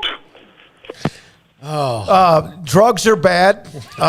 This is why no one wants you, the caller. I'm going to tell you right now, that's the last time we take an anonymous phone call. Yeah. So if I you ever thought you fixed that. Well, I mean, no, I just thought he got me. He put a different name in there, and I thought, well, maybe it's somebody else. Okay. I did kill one that said Bill Gluckman wanted to talk about baseball just because it was Bill. All right, let's try to get Bill. back. Hey, Bigfoot, Right. thank you. We love your passion, but you can absolutely derail the show. Yeah. All right, Patrick from the 415, you're on the Bet US caller line on SicEm365 Radio. Wow, that's a hard act to follow. Yeah, sorry about that, Patrick. I really have enjoyed your coverage, especially through YouTube. I'm a UCLA alum, Pac-12 fan, but obviously conference expansion is interesting. And the real thing I was wondering, because I think you guys are more aware of this than me, is that a guy named Mike Vernon on KC Sports is speculating about Kansas to the Big Ten. But I don't really hear anything about Iowa State. And in my mind, the only logical move would be Missouri wanting to do it because they're worried about their AAU status, and it would really improve their ticket sales to have more Big Ten fans. And SEC would be happy because it would get everyone else off their backs for being predatory. So I don't know if you guys think that's credible, but I just can't imagine Kansas going to the Big Ten without Missouri. Okay, here's what I'll say about that. And I had a lot of others that we either text or even late at night, early in the morning when people have been able to text as well. We appreciate all of them. That was even said maybe on the day after the story broke about Texas and Oklahoma, that immediately Kansas is the Big Ten. It's 2 weeks later. Now, Mike Vernon is very good at what he does, and others, I'm not going to ever disqualify somebody unless they're known to constantly be wrong. There have been some that have reached a little bit too often. But, I mean, I'm not – if Mike Vernon, he's right there in the middle of it. He may know a lot more than I do, but it's been 2 weeks and nothing's changed. Yeah, and I actually saw Mike. I saw something referencing that, and then I saw him respond to – and he does a great job out there in Memphis. It's a big show. But he backtracked or something. I'm trying to recall what it was, but he kind of said, well, I didn't quite say all of that. Because you know how it goes. You say something, and then some website hears it, and all of a sudden it's completely different from what you just said. I do think he has been kind of pushing the idea, though, of the Big Ten talking at least to Kansas and Iowa State.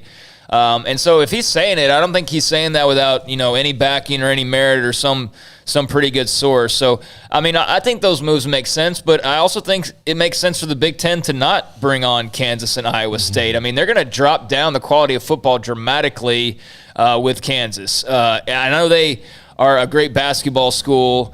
But again, football is the one that really drives the bus. So I don't know how much value that they really add to you in the grand scheme of things. And they're going through a lot right now in terms of off the field as well. Iowa State, I mean, their football program is actually their better program right now as opposed to basketball.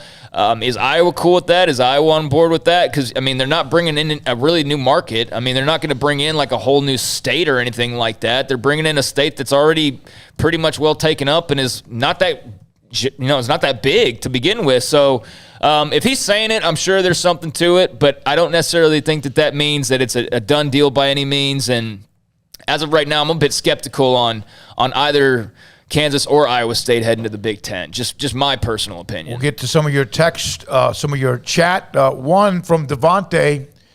Let's see here.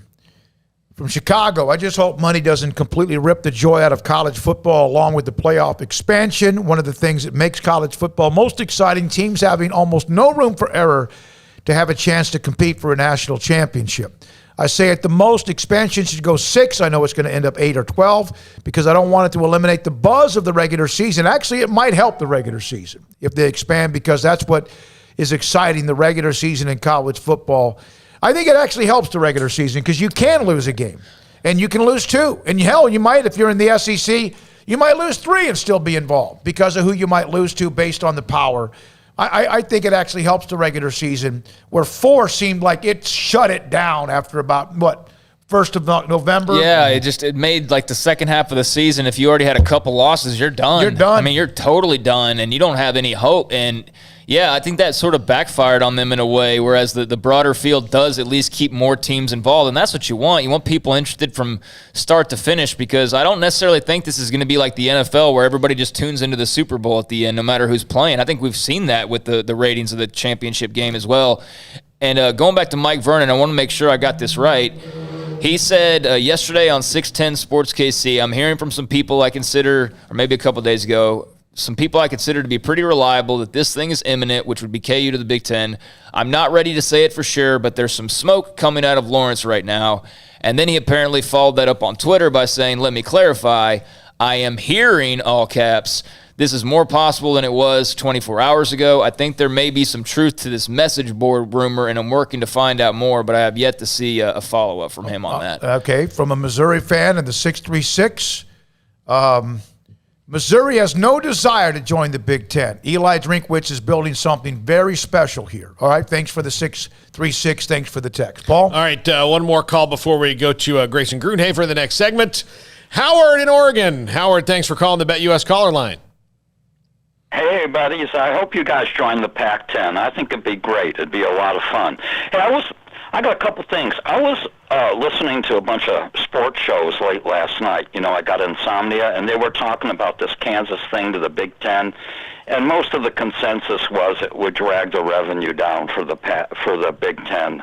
A lot of these guys don't think that's going to be good for the Big Ten. But the main reason I called you, you know, I made that big thing about money yesterday with Phil Knight, you know, and I agree with you. Money is huge in college sports as it is in anything else. And I was trying to think while I was listening to you today, an anomaly to that, you know, and I could only think of one, you know, and that's a school that's not in a Power 5 conference, that's not in a big urban area, that's really popular and survives and has only like 8 other sports teams, and one of them's not football. And you know who that is?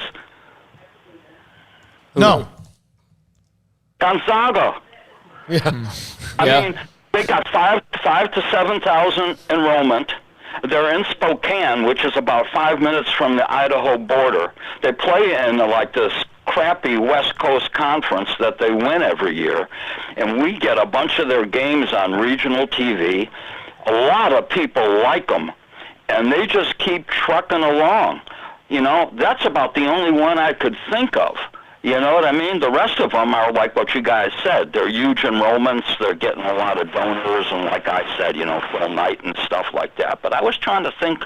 I thought there was some type of, you know, there was somebody out there that didn't fit into that mold, and that was the only school I could think of. I don't know. I think of stuff like this. Well, this is what you do. And having insomnia sucks, by the way. I hope that you got some sleep eventually.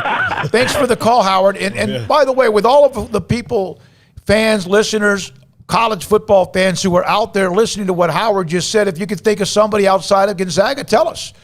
You know, when it comes to 5,000 students, and here they are, played for the national championship. Of course, Baylor hammered their, 86-70 back in April. All right, let's break here. Grayson Grundhafer is next. 254-339-1122. Marquise Hayden, Jack and Armstrong behind the scenes making everything go. Craig and Paul and David Smoak, and this is SicEm365 Radio. The city of Woodway is hosting various clinics.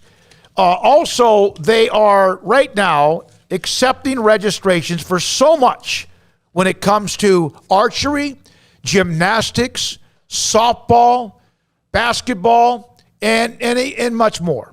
City of Woodway also is constantly getting bigger. I was down to play golf at Bear Ridge, which is in Woodway on 84 south of Waco, and I saw a couple of almost like brand new community. Hell, inside Bear Ridge right now, there's a bunch of like dozens and dozens of homes that have been built as that city continues to explode. City of Woodway, it's discoverwoodway.com. So they have clinics, they have registration going on for those clinics all the way, not only in early August, but through September. And the one that intrigues me the most is the archery. It's City of Woodway, it's discoverwoodway.com.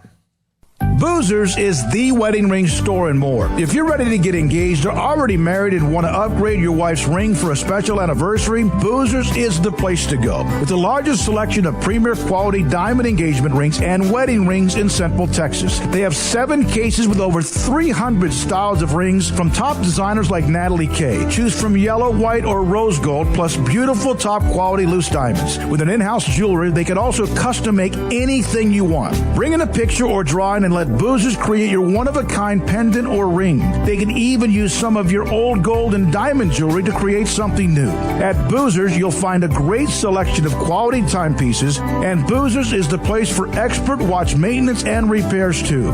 They specialize in expert Rolex watch repair for fine jewelry, watches, custom work, and more. Go to Boozers on Valley Mills and Lake Air Drive in Waco. Boozers, the wedding ring store. It's time for some high school football. Berg Colgan Ford proudly celebrates the Panthers, Cadets, Lions, and all the Central Texas football teams as they march their way through the season and down the field. Hi, I'm Mark Stewart with Berg Colgan Ford. We'd love to show you our Broncos, Raptors, and Mustangs. These vehicles are winners with their sporty options and designs. Nominate who you think deserves the Built Ford Tough Player of the Week at FordPlayerOfTheWeek.com. Visit us anytime at BKFord.com, making buying your next Ford simple at BK Ford. How did Edward Jones become one of the biggest financial service companies in the world? By not acting that way. Financial strategies, one-on-one advice, it's a big difference. And that's why Brad Wilson, your Edward Jones financial advisor, makes sense of investing. Experience the difference for yourself. Brad Wilson, 250 Sharon Drive in Woodway, 254-776-4337. Edward Jones, member SIPC. At Baylor University, students find their place to shine. They're faithful friends and inspirational leaders. They're championship teammates and independent thinkers. They're on the cutting edge of high tech and in the halls of history. If you want to make the world a brighter place, you can. And if you want to shine in your own way, you can. The spark you need is already inside you. Bring it to Baylor, where lights shine bright.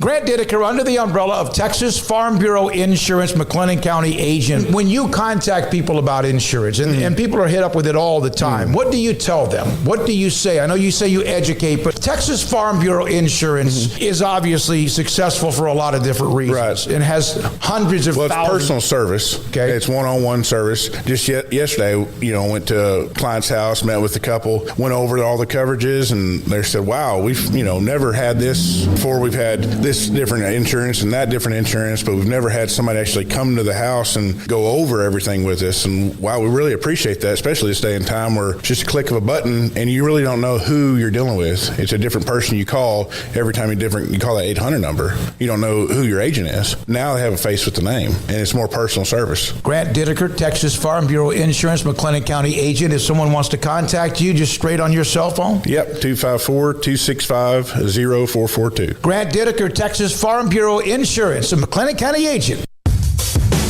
Welcome back to SicEm365 Radio. It's time for our weekly segment with Grayson Grundhafer of SicEm365.com. Brought to you by Pioneer Steel and Pipe, where customer service is their main focus. And best in metal, steel, and pipe for large or small projects, with 2 locations in Waco and Bryan.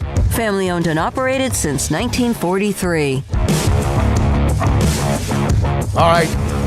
We normally have Grayson Grunhafer on Fridays at 3:45. He also records the Bearcast, an hour-plus long show about everything Baylor with Craig that gets up on the site by Tuesday evening. And he joins us today because Friday he's just basically told me he's not available. And so, but he did offer today, and so I'm glad he did. No, Grayson, hey, hope you're doing well. Hope you're feeling okay. Thanks for your time. All right, I know we usually pop in with recruiting with you, but let's get to the camp. It's about to start. All of this college football expansion, the SEC in Texas and Oklahoma. Somebody asked me today, when was the last time somebody asked you about who would be the starting quarterback at Baylor? And honestly, I have no idea. It seems like this has been completely overshadowed. So set us up with that battle and what you expect to see. Yeah, this is actually great timing because I'm actually working on an article kind of for the fall camp, just kind of previewing it a little bit. And I'm actually working on a section about the two guys who I do believe will be in the race for the starting quarterback position for Baylor, which are Gary Bohannon and Jacob Zeno. Obviously, Blake Shapen is still in the mix, but I think it's kind of become obvious that this is probably going to be a head-to-head battle. And I think this is the battle that everyone was expecting heading into spring football and now fall camp.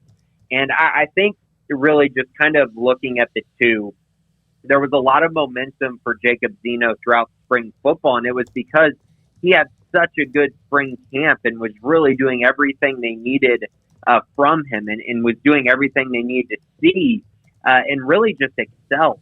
All camp was just fantastic, to be honest with you. But in the weeks leading up to, I guess not even the weeks, and probably the week leading up to the green and gold game, and then, of course, the green and gold game, Gary Bohannon really started to ascend and really started to make that competition a true competition. Obviously, that culminated with Gary having a very good performance in the green and gold game and Jacob not having a very good performance at all. And so when you kind of look at that, that's really led to so many conversations heading into fall camp. Both guys really have a lot to prove. Neither one has really done a whole lot. If you look at their stats throughout their careers, there really hasn't been a whole lot of, proving what you can do outside of Gary having shown moments with his legs where he looks terrific. And Jacob, on the other hand, obviously the Oklahoma game in the Big 12 championship is the moment that stands out for him. So both guys have little moments here or there, but they need to put it all together and show that they can be a consistent football player for the Baylor Bears and a true leader for this football team. Do you get an idea now after the depth chart was released in spring and maybe more looking at it where the offensive line is in Smokey's reports about some of the things earlier, that where the offensive line is kind of winding to that road? Yeah, I mean, somewhat. It's really tough when you look at the depth chart that was released because of how many oars there are on that depth chart. And I think that as fall camp approaches and as things start to solidify themselves, I do feel like guys will start to rise to the top and maybe take over roles. Now, I think Connor Galvin is going to be your left tackle. I really don't think there's going to be a whole lot of competition there for that position. And I also think Jacob Gall is going to be your starting center. I don't think that there's a whole lot of debate in that either. The other positions are definitely up in the air. I would say that there's going to be a true competition everywhere else. If I were kind of a betting man right now, I would say I think Grant Miller will probably get the start at right guard, leaving that left guard position kind of wide open, where guys like Micah Mascua, who has the talent, could be an NFL guy. Can he really solidify himself at that left guard spot, or will a guy like Moj Jeffrey or Giancarlo Valens really push him at that position? And then, of course, guys, the position that I think is still continues to be way up in the air is right tackle. Casey Phillips had a nice spring camp and has a little bit of momentum there, but Gavin Byers showed some flashes last year as well. So that's going to be a nice battle to follow throughout fall. I think it's still way up in the air, to be honest with you, though. If I made the prediction that Abram Smith is going to be Baylor's Offensive Player of the Year, would you think I'm crazy? Oh, man. Yeah, probably. And honestly, Craig, it's not because of the role. It's honestly more because of the position that he plays, and that's the hardest part because you can justify giving Abram the ball as much as you gave John Lovett the ball, but you're still going to be giving Treston Ebner the ball as well, if that makes sense. It's going to be a true, kind of duel in the backfield. I think both are going to get tons of reps, and that obviously takes away opportunities for Abram Smith. Now, if he's going to be one of your top 5 offensive players, I definitely can see that because he can be a true workhorse for this offense. But again, I mean, if you're just going to look at productions and stats and kind of the numbers, I don't know if he'll be there. And it's kind of similar to what John Lovett had to go through the last 3 years where the numbers weren't insane, even though we all know the kind of impact that he had. So they're going to go to this blocking one cut, the wide zone or whatever. And how many people in college football actually run that type of running game or that kind of blocking scheme? I'm not asking you like for 57 programs, but is it common or is it more of the exception because of the wide open offense? Yeah, I mean, I think that there are some nuances to it that are common throughout college football. I know Buffalo ran a style of it. They're probably the most comparable to what BYU did a year ago. But, I mean, the way you go about running a wide zone can be different everywhere. I know LSU ran it for a while before they had Joe Brady, just a different way of doing it, though, more from the I formation, but still using that same kind of mindset with the wide zone blocking. And there's a lot of schools that, again, use concepts of it. But I would say that what we've heard from Eric Mateos and Jeff Grimes, they may be the most just kind of, we're running the wide zone. We're not going to do a whole lot different than that. We know what we are. We're going to stick to it. Whereas I believe, a lot of the other schools that do run wide zone probably run variations of it that are maybe a little bit more different and probably not quite to the same level of talking about it as much. I think Eric Mateos and Jeff Grimes are doing a nice job of saying we're going to build a culture offensively around this, which means we're going to be a very physical and fast football team. And I think that's going to show on the field more so than just saying, hey, we run a wide zone. It's a little bit different than you. I think it's going to be a true mindset and culture for this offense. At wide receiver, Grayson, obviously it's important for a lot of the guys who had tough years last year, like Tyquan Thornton, to bounce back and be who they were in 2019. But there's a bit of a gap between some of the senior guys who are going to be gone next year at that position, and then some young guys who have opportunities to step up. How important is it for Baylor to see a couple of those young guys, even if they're not going to play major roles early on in the season, step up and show that they can early in camp? Yeah, I think that's the key is that they have really good camps because I think if you look at the depth chart and some of the guys who Baylor has, I think it's going to be kind of difficult for many of those true freshmen to play a huge role in this offense. If I were to bet on two of them that I think could get playing time this year, it would be Hal Presley and Javon Gibson.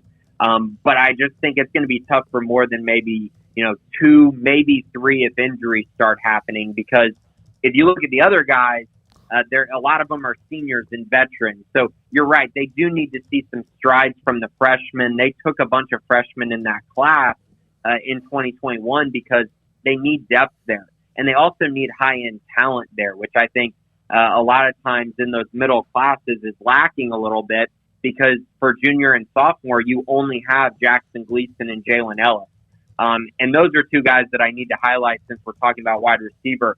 I think it's important that the freshmen show what they can do, but those two guys I think are going to need to be big factors in fall camp because there's been a lot of promise about both of them, a lot of hope for both of them, and they need them to be major depth pieces in this wide receiver room. And not only can they be depth pieces, I think a guy like Jalen Ellis could honestly end up being their third best receiver, might even end up being one of their top two receivers because I just think he fills a need and a role as far as being a deep threat and a guy who can just absolutely take the top off the defense.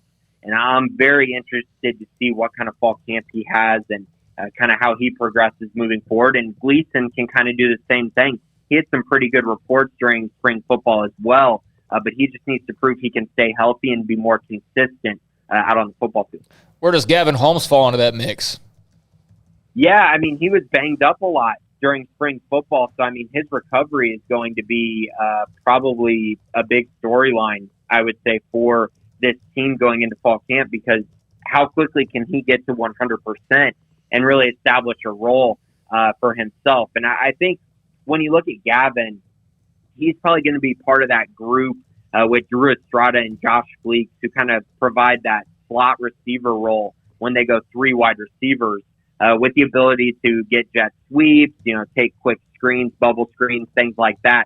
I think that's going to be kind of a role that he fills more so, whereas Gleason and Ellis probably filling in more on the outside to give them some depth at that position as well. But yeah, I mean, Holmes fits in that mold right now. But he's going to have to figure out a way to get past Estrada and Fleeks on the depth chart, which obviously won't be easy because those two guys are very talented as well. You were involved in the J.J. Patton from Tenaha, committed to Baylor over Michigan. Arkansas was, of course, deep into the mix, and Texas was still there. I mean, he would have committed to Texas. That would have been a commitment for Texas. Brian Nance was apparently very involved in this recruitment of J.J. Patton. I think this might be his first hit as a young coach. How important is that for it to be maybe right now their top-rated recruit in the class of 2022?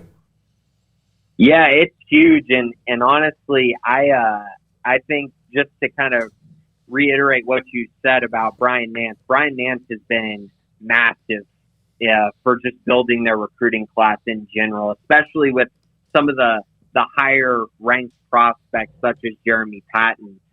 He just has done such a good job building a relationship with him, and it's been massive. And Jeremy Patton, I mean, the timing of it, the battle that they had to go through to land him, I think this is the most impressive commit they've gotten in the 2022 class, and it's for those reasons. I mean, the timing is just, it's absolutely horrible for Baylor. Coming off a 2-7 season, the realignment, question marks that a lot of recruits have and a lot of people have in general. And they were still able to land Jeremy Patton over, a bunch of good schools. I mean, we talk about Michigan and Texas and Oklahoma State and TCU. This is massive. And he was district MVP in 2A. Really, really good football player. And I think that's the biggest thing. He's good everywhere. He plays offense at running back. He plays receiver. He plays defense, obviously, very well, had 120 tackles this year. And that Dave Aranda and Ron Roberts are going to try to mold him similarly to what Dave Aranda did with guys like Patrick Queen or Devin White. And I think he's going to fill in really nicely to that will linebacker position. And he could be a guy who gets on the field very early. It would not shock me if he was pushing for playing time by the time he was a redshirt freshman. I think you're onto something there. This is probably the biggest pickup they've had in this class, and Brian Nance did an outstanding job recruiting Jeremy Patton, and that was Patton's first phone call when he decided Baylor was going to be the place for him. What a great story it was, Grayson. Thank you very much. Appreciate it. Enjoy the rest of the week into the weekend. That's Grayson Grunhafer, SicEm365.com's recruiting analyst. He and Craig again. Bearcast that is on Tuesdays, and then also up on the premium site by that evening, and also on the Twitter page. Craig's got a note here that is of interest. It's maybe a huge deal. The NCAA has released some information about their COVID protocols. Craig? Yeah, I don't know how big of a deal this is going to be really in the grand scheme of things, but it could be, maybe a problematic or a little bit of a fight for some. But, obviously we've been all waiting to see with the rising, COVID rates in this country, all the variants, the lack of vaccinated individuals, all contributing into one big pile. It was curious to see what they were going to recommend as far as, on field and whatnot this season. So the basic gist of it is this. For fall 2021 sports, if you are a fully vaccinated coach or assistant or student athlete, the tier 1 individuals, so to speak, You do not have to take tests unless you are symptomatic, so long as you are vaccinated or you come into close contact with someone who tests positive. And that's where I could see that would probably happen more regularly than anything. But if you are not fully vaccinated, then you will be forced to test negative twice on non-consecutive days before you can begin training, and then also have to test negative ahead of the games. Also wearing masks when traveling, and during the games, there will be no masks or social distancing required. So we'll see sidelines a bit more normal than they were last year. But basically, if you're fully vaxxed, then you're going to have a lot easier of a time with this if there's a little thing that arises here and there. And if you're not, you'll just have a few more protocols to go through. But I think everybody will be kind of used to it from last year. It's just that some might put themselves through a bit more of a grinder than those who went a different route. Some of the players we've talked to after the season ended and even in the spring talked about how that was emotionally very difficult. The constant. Can you imagine? Yeah. Like, I remember just taking that nose test initially when Armstrong spread it. No, I'm just kidding. When we got those nose tests, that was so painful. I was like, I'm going to do anything to avoid this again. But, I cannot imagine the constant testing like multiple times a week. The waiting game and all that. Oh. And you can eliminate it with a couple shots. Yeah, but still, just like everybody went through that last year, no matter what. Yeah. And that's you really think about that and just how much of a toll that had to take between your classes and your practices and just your personal obligations. A little bit of free time you got, and then getting poked with a needle every other day probably. That's not fun for anybody. All right, when we come back, there's a story today. The Big 12 did make a change involving who was one of their representatives with the College Football Playoff Committee based on the Texas and Oklahoma story. It doesn't really affect much, but there's a different voice, a different set of eyeballs in the room rather than another one that was there. 254-339-1122. The chat room's just exploding. Also, the text line's exploding. We can't get to all of you, but we're trying, and the phone lines are open yet again. Ryan Abraham on the University of Southern Cal Trojans at 5 o'clock, just around the corner, and this is SicEm365 Radio. Behind me on the screen, the image behind me, you see ID, as far as idea, behind me, it's Ideal MRI. And what they do is save you hundreds, if not thousands of dollars. With an MRI that's $497 or less every single time. Not once and then it's $800 or $1,500. $497 or less at Ideal MRI every single time. Go online, idealmri.com, and you can get online to get an appointment. If you have a doctor that's worried about something that is bothering you so much you can't sleep, you can't function, you can't do anything, and you think something's torn, or he does or she does, Ideal MRI can get you the MRI, the appointment. Go online, idealmri.com, and get the appointment. And go in, and it's a great place. I've been there a couple of different times and gotten great service and immediately been told what's going on, whether it's my shoulder on one side or the other, or maybe just checking to something else that hurts. IdealMRI.com, $497 or less every single time in the Central Texas Marketplace, off just south of Waco on I-35 and the Access Road. Make the summer sales event as rocking at Allen Samuels with the 2021 Ram 1500 Quad Cab Lone Star with total values up to $5,250 or 2.9% for 72 months plus $1,000 bonus cash. The 1500 Crew Cab has the top safety rating and is ranked #1 in full-size pickup trucks. Allen Samuels, 201 West Loop 340. Come by. Let's be friends. See dealer for details. All offers have credit requirements.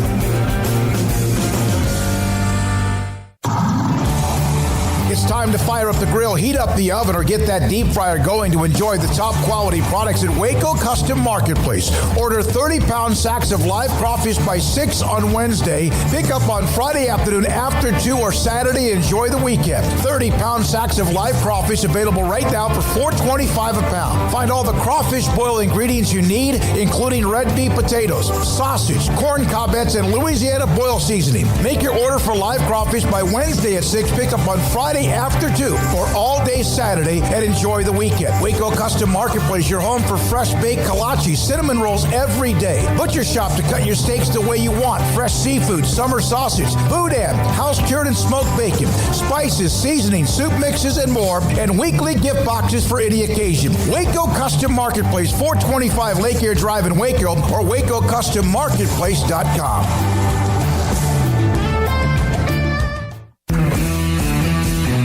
At Marco's Pizza, get craveable pizza made the Italian way with dough made from scratch, an original sauce recipe, 3 fresh signature cheeses, and premium toppings you love, served hot and safe. Right now, you can get unlimited medium one-topping pizzas for just $6.99 each. Why stop at just one? Order with your app or at marcos.com for curbside, carryout, or delivery today. Marco's, pizza lovers get it.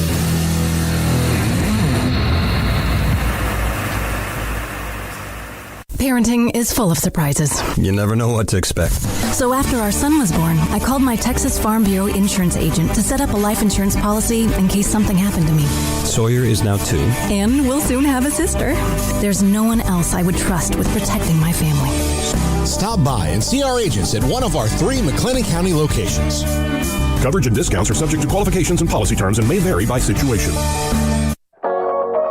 Waco Regional Tennis and Fitness was built to help give you a chance to enjoy an elite tennis facility, but also to remain fit and reshape your body. And ahead of the curve with the explosion of interest in pickleball with instructors Joe Rosa and Jody Thurman and courts available.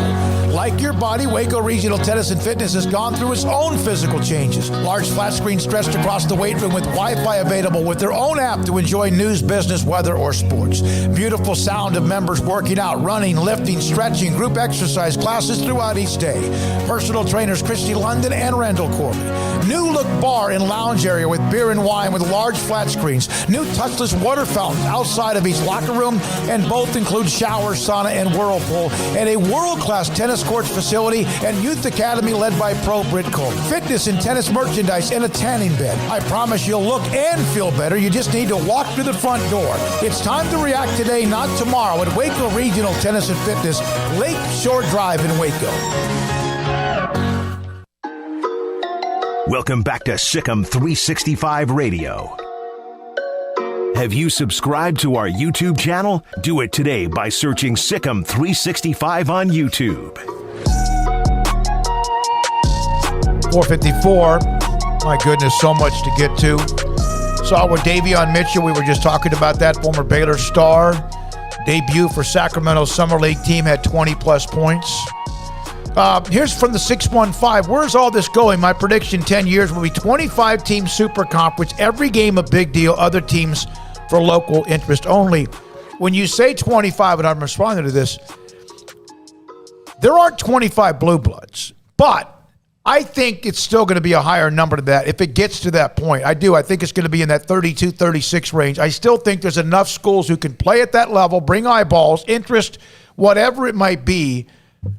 But I don't see it's much more than that. 25 to 36. I think you're maxing out about what the NFL is, 32 teams. And that's even probably stretching it a little bit. I think there's probably 15 real deal, indisputable blue bloods, or would you say there's even less than that?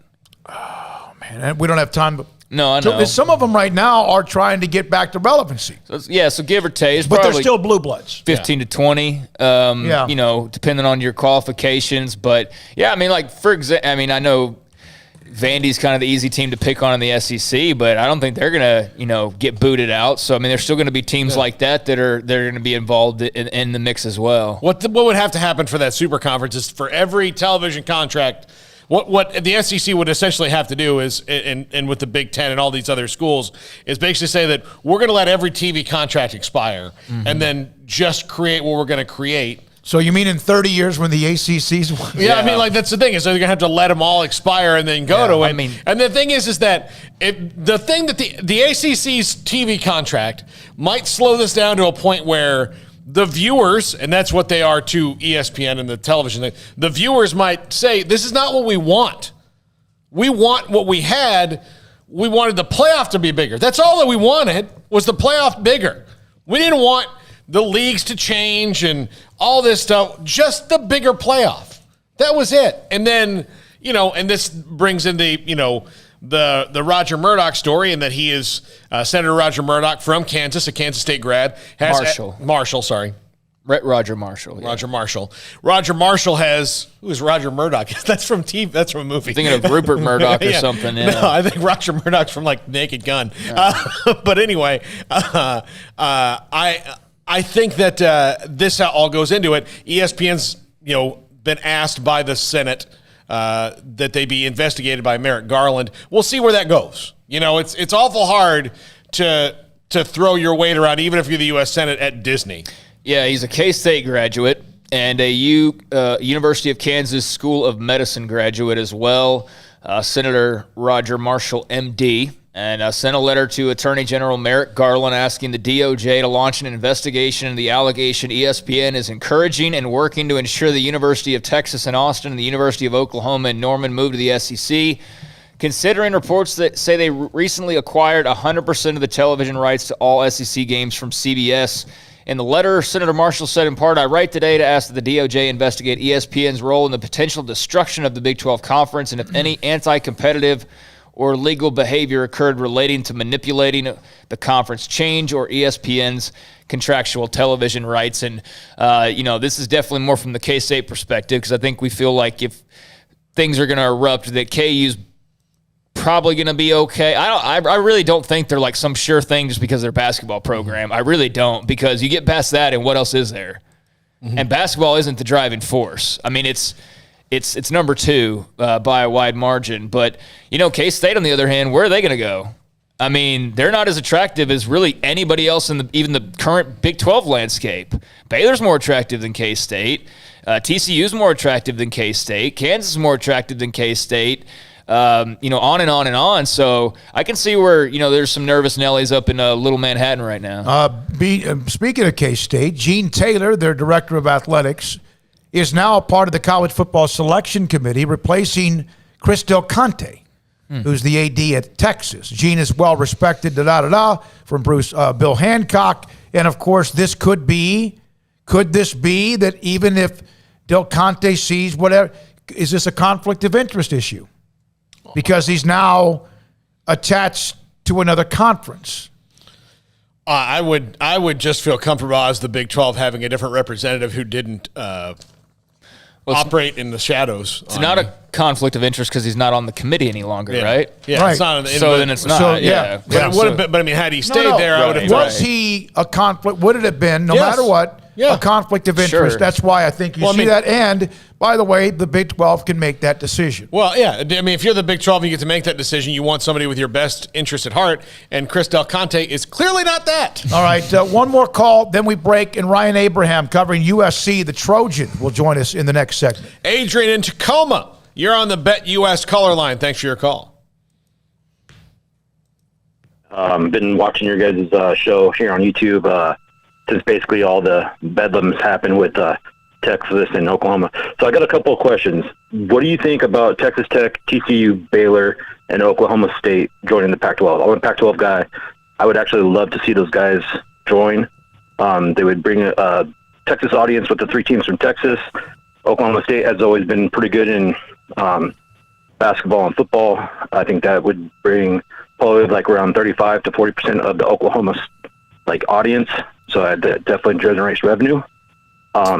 Obviously, if that doesn't happen, I got a list of teams that possibly could join the Big 12. Curious to see what you guys think about that. SMU, Houston, Tulsa, Boise State, BYU. With the last team, it kind of could be numerous other teams. Louisiana Tech, Wyoming, New Mexico, Nebraska. Nebraska's not leaving $50+ million a year, even if they're miserable and not winning wherever they are right now. But Adrian, thanks for your call. I want you to go. If you are following Twitter, go to @CFB for college football _professor, Adam McClintock, @CFB _professor. He has a list of every school that the Big 12 has remaining among the 8 and why they will not be a part of the Pac-12. And that doesn't mean he's right, but this is somebody that, he's got a pretty good in-depth opinion about it. And so that's one thing that just to kind of give you that insight. I don't think those teams, I don't think the Pac-12 is going to change. They're not going to drop their guard on a lot of things they believe in heavily. And so that's, of course, with TCU and Baylor and whatever else. I would love to see that. I would. Maybe the scheduling alliance is a start of a relationship that gets bigger. I don't know, but I don't see them ended up in the Pac-12. As far as the other teams you mentioned with the Big 12, right now you can get a dartboard with the country and throw it in 4 different places, and that might be who they add if they can get to that point. Yeah, I think, anything's possible at this point, except for a Baylor or a TCU joining because of the religious affiliation. That's been brought up quite a bit. Tech and Oklahoma State, I could see that, and that would be a great landing spot for them. I wish that, Tech, TCU, Oklahoma State, and Baylor could all just, parachute on over together to the Pac-12, but I just don't think that conference has the interest. It will be, I am curious to see, though, where maybe Tech and Oklahoma State are in their eyes a little bit farther down the line. If things do kind of get crazy once again and teams or conferences kind of feel the need of like, oh, we better act, then I could see that becoming a possibility. But, Tech's academics aren't the best, and that's kind of a calling card of the Pac-12 in a lot of cases. And it would also depend on what happens with the Pac-12 and the Big Ten, because if they get together a scheduling alliance like's been debated about, I know they've also spoken with the Big 12, but if they do that, they wouldn't have a need to add a Texas Tech or an Oklahoma State. It wouldn't be necessary, and the money would all stay the same or get higher, and that's what it ultimately comes back to. And, those teams you rattled off as far as so I think the door's cracked open. I don't think it's totally shut, but I also don't think it's wide open and teams are prepared to just come walking through and join the festivities. As far as some of the teams you mentioned, I mean, the BYUs and the UCFs and the Memphises and the Cincinnatis, I would think that, those types of schools would all be near the top of the list for the Big 12 if they possibly expand. But will the Big 12 even have a chance to even want to expand? Are they even going to have that option? And if they do, I can tell you right now, I don't think Louisiana Tech or, programs like that are going to be anywhere near the mix. I mean, they are going to be, G5 for life, in my opinion. So, or was it G5, right? Yeah, G5 for life. Just not a big enough, powerful enough school. But, the Memphises, the Cincinnatis, potentially, although, ESPN clearly wants to take the direction of going the opposite direction and taking the remaining 8 and throwing them in with the UCFs and Cincinnati. So maybe we see that just maybe in reverse if the things go the way that ESPN wants them to. We're breaking here. The 5 o'clock hour is next. We'll have a couple of different guests. Ryan Abraham covers USC. The Trojans, his thoughts about just what's going on out there, because they got clout, and we'll see what he has to say. Also, John Machota, the Cowboys go to Canton, Ohio to play Pittsburgh tomorrow, and Paul's top 5 as well. And this is SicEm365 Radio. PettyClinicLowT.com. Dr. Kent Petty can help you become the high-performance man that you want to be. How does he do that? Well, you contact him at PettyClinicLowT.com online, top left corner, email and phone number for you to reach him. His staff. Set up an appointment for you to get your blood work at a lab. And then they will send your blood work and the results to Dr. Petty. He'll examine them, and if your testosterone level is too low, he'll put you in a program or give you the option to get in a program to increase your testosterone levels so you can be the high-performance man that you want, need, and maybe even used to be. 1 out of every 3 men have symptomatic issues of low testosterone. Sleep problems, focus or energy problems, and also, yes, sex drive. So, if you have any of those 3 and maybe 2 or all of them, PettyClinicLowT.com. With more than 160,000 alumni worldwide and counting, the Baylor family is growing. And through the university's expanded Baylor alumni program, the family is growing closer. With hundreds of local volunteers planning events in cities and towns around the country, you can gather with fellow Bears no matter where you are. So, get connected, get something started, get involved, and make plans to get together with Baylor alumni. Visit us at baylor.edu/alumni. One size fits all. That may be all right for an adjustable belt or cheap sunglasses, but when it comes to your financials, no one wants a one-size-fits-all strategy. Ben Erlinson, your Edward Jones financial advisor, knows that his most important goals are yours. That's why he takes the time to understand your needs, knowing you. That's how Edward Jones makes sense of investing. Ben Erlinson, 100 North 6th Street in Waco, 254-759-8533. Edward Jones, member SIPC. Riverbend Liquor and Wine has their easy-to-access drive-thru open and convenient and clean in-store location on the corner of Lakeshore Drive and North 19th Street in Waco. Riverbend Liquor has the best and most extensive variety of craft beer selections in Waco, and Balcones whiskey, including single malt, pot still, baby blue, rye, brimstone, and the all-new lineage in stock. Riverbend Liquor and Wine, family-owned and operated, and a hidden gem in Waco on Lakeshore Drive at 19th Street. And find out more on Facebook and Instagram.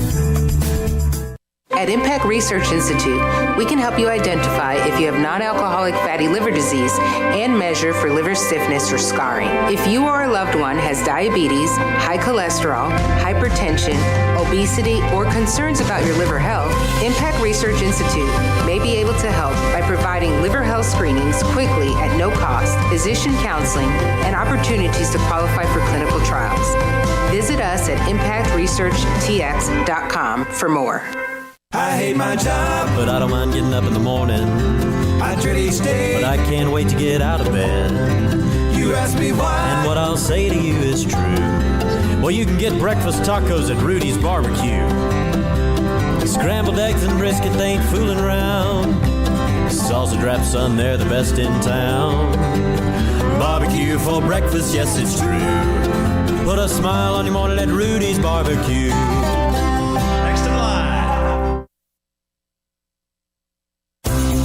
At Ideal MRI, we feel blessed to be a part of the Waco community. We're a small family business right here in Central Texas, and our goal is to bring down the cost of healthcare while maintaining high quality.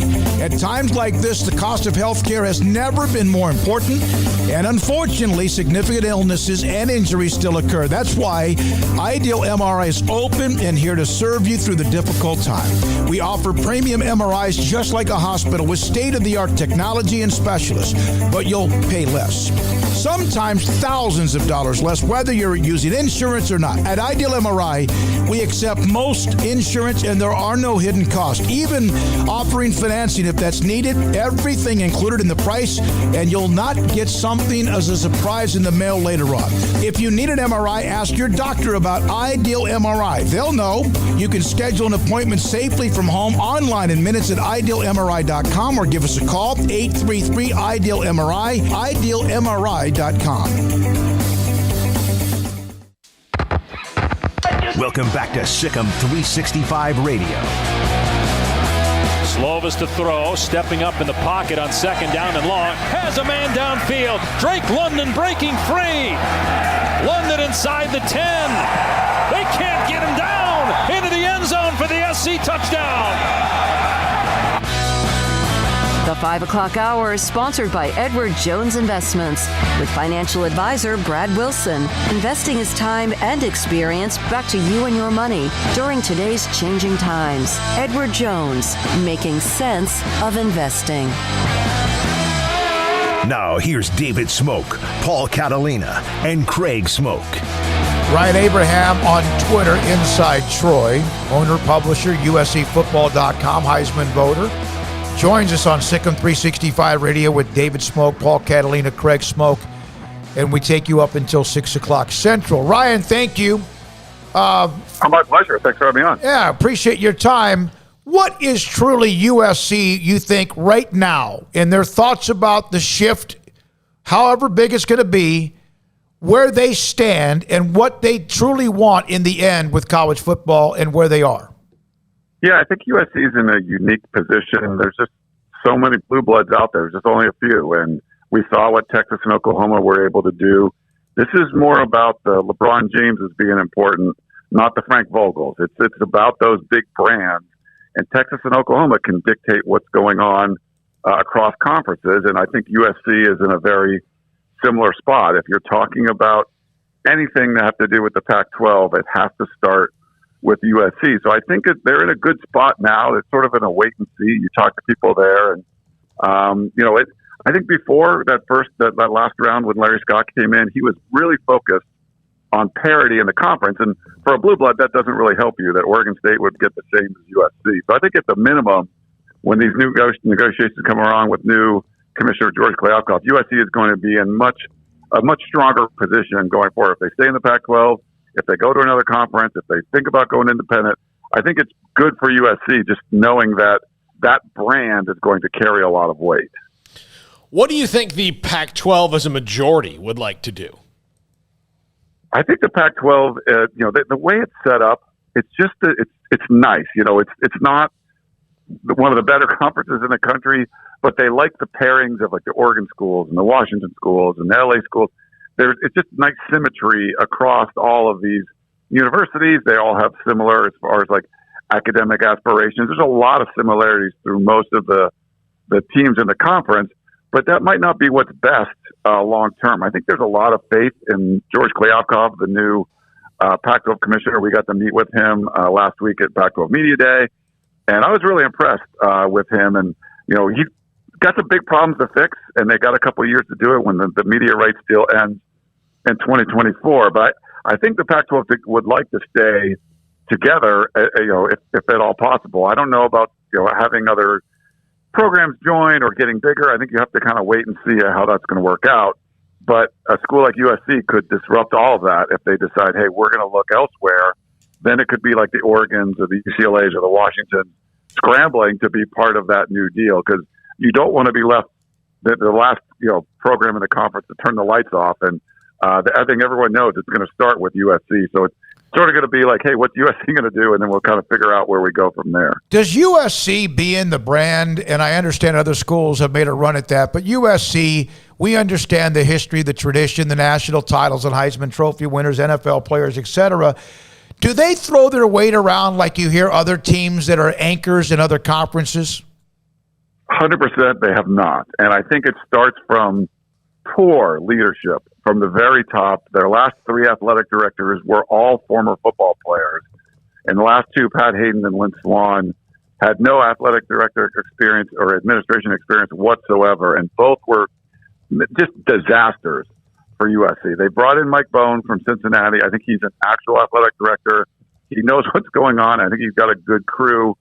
And they are going to realize I think they realize more the weight that they could have and they could throw around. They just have it. I think that first round when Larry Scott was preaching parity, Pat Hayden at the time was on board with it, even though that wasn't going to really help the program that he was running. So I feel like now they're starting to see what they can do. And I think Mike Bone is going to try to get, what's best for the conference while he's in the conference, but also what's best for USC. I'm guessing there's not going to be an equal share because, similar with Texas and Oklahoma, basically bringing half of the TV revenue for the Big 12, I think USC is in a similar spot. Just that game against Notre Dame every year is huge for the conference. It's just they're going to bring in a lot more eyeballs than an Oregon State or a Colorado. So I feel like they haven't thrown their weight around before, but looking forward, I feel like they're going to do that more now. Ryan, what are your thoughts on the reports that the Pac-12 and Big Ten have at least spoken about some possibilities? I know there was the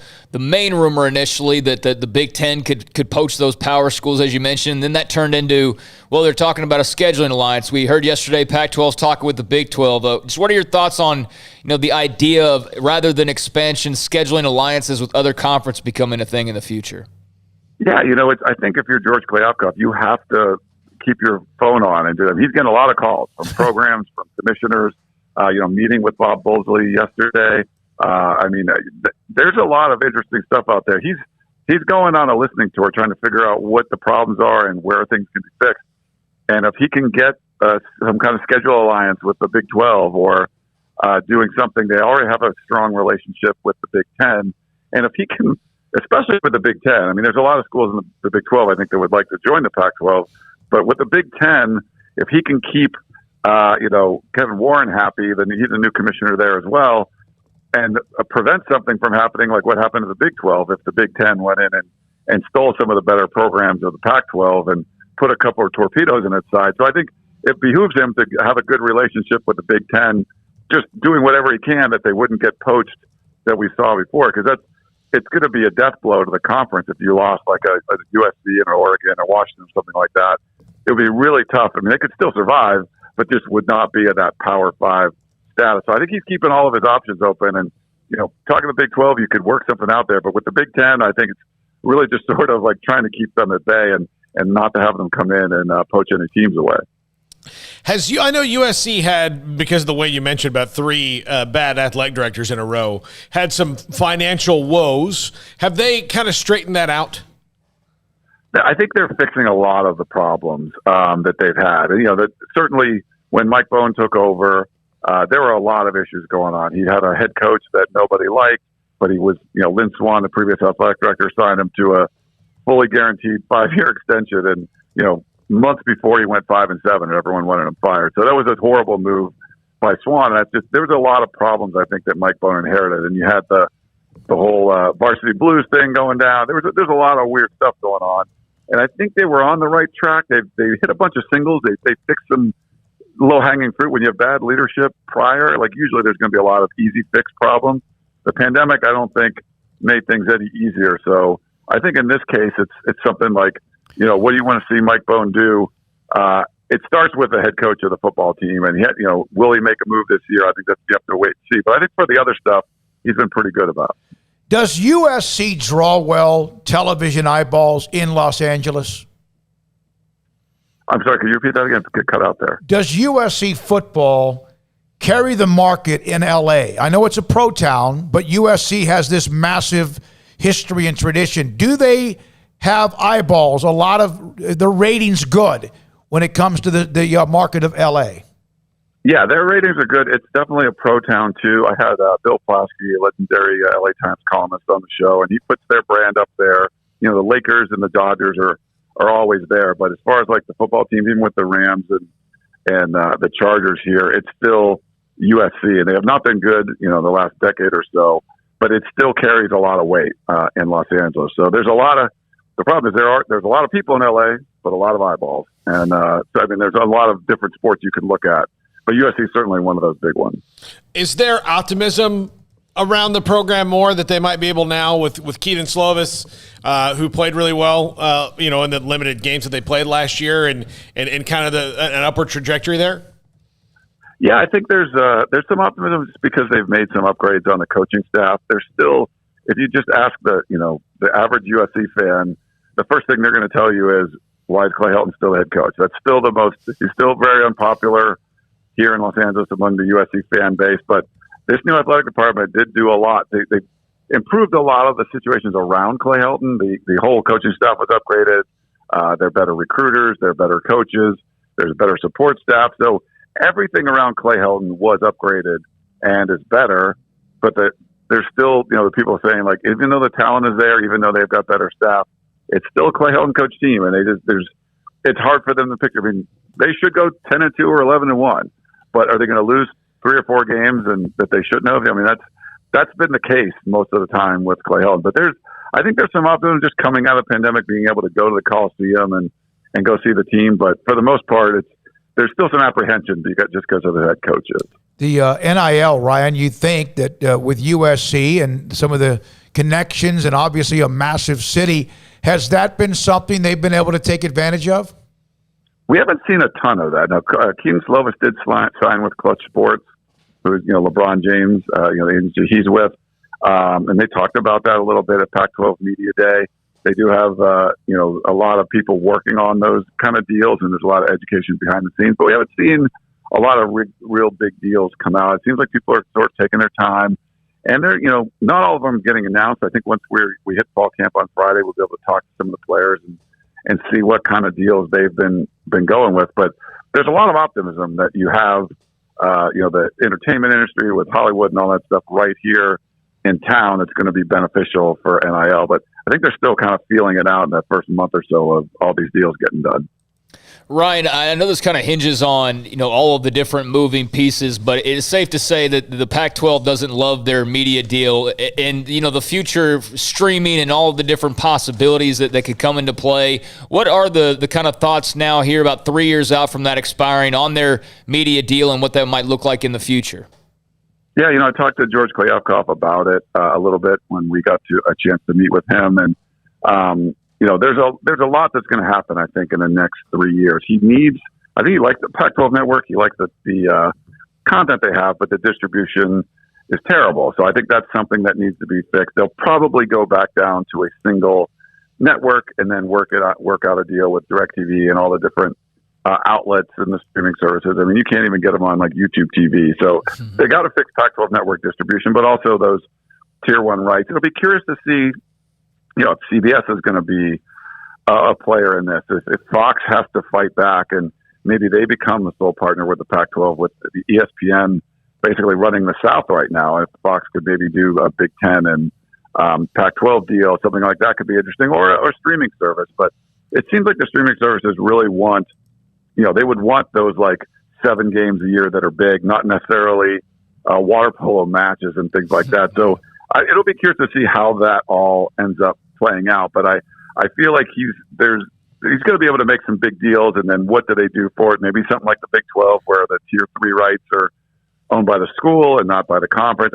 He's got a lot of options there, but we're not going to see a bunch of big fixes until this happens in 2024. Last thing, and you know this, Ryan, Graham Harrell, offensive coordinator, who was coveted by a lot of different people, even parts of the NFL. Texas guy, had a great career at Ennis High School. Of course, Texas Tech, great.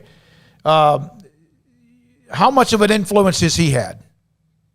It's been big. I think just having a more modern college football offense around, it's not super popular with a lot of the fans. There's still a lot of student body left, student body right people, and we get questions every week about when they're going to use a fullback, and it's been hard for some of the fans to kind of get used to it. You've seen that throughout Texas high school football, and obviously Graham Harrell had a great career at Texas Tech and all that. But I feel like when you look at the numbers, just having a Keaton Slovis his freshman year put those kind of numbers up, it's working, and they got to work on the offensive line. They didn't have a spread offensive line coach for the last 2 years. Now they bring in Clay McGuire, who's got some experience in that system, and they're hoping that all is going to come together, because they just got to keep Slovis upright and healthy. But when he's been healthy, he's been able to find guys open and just throw for a ton of yards. So I think there's some optimism there.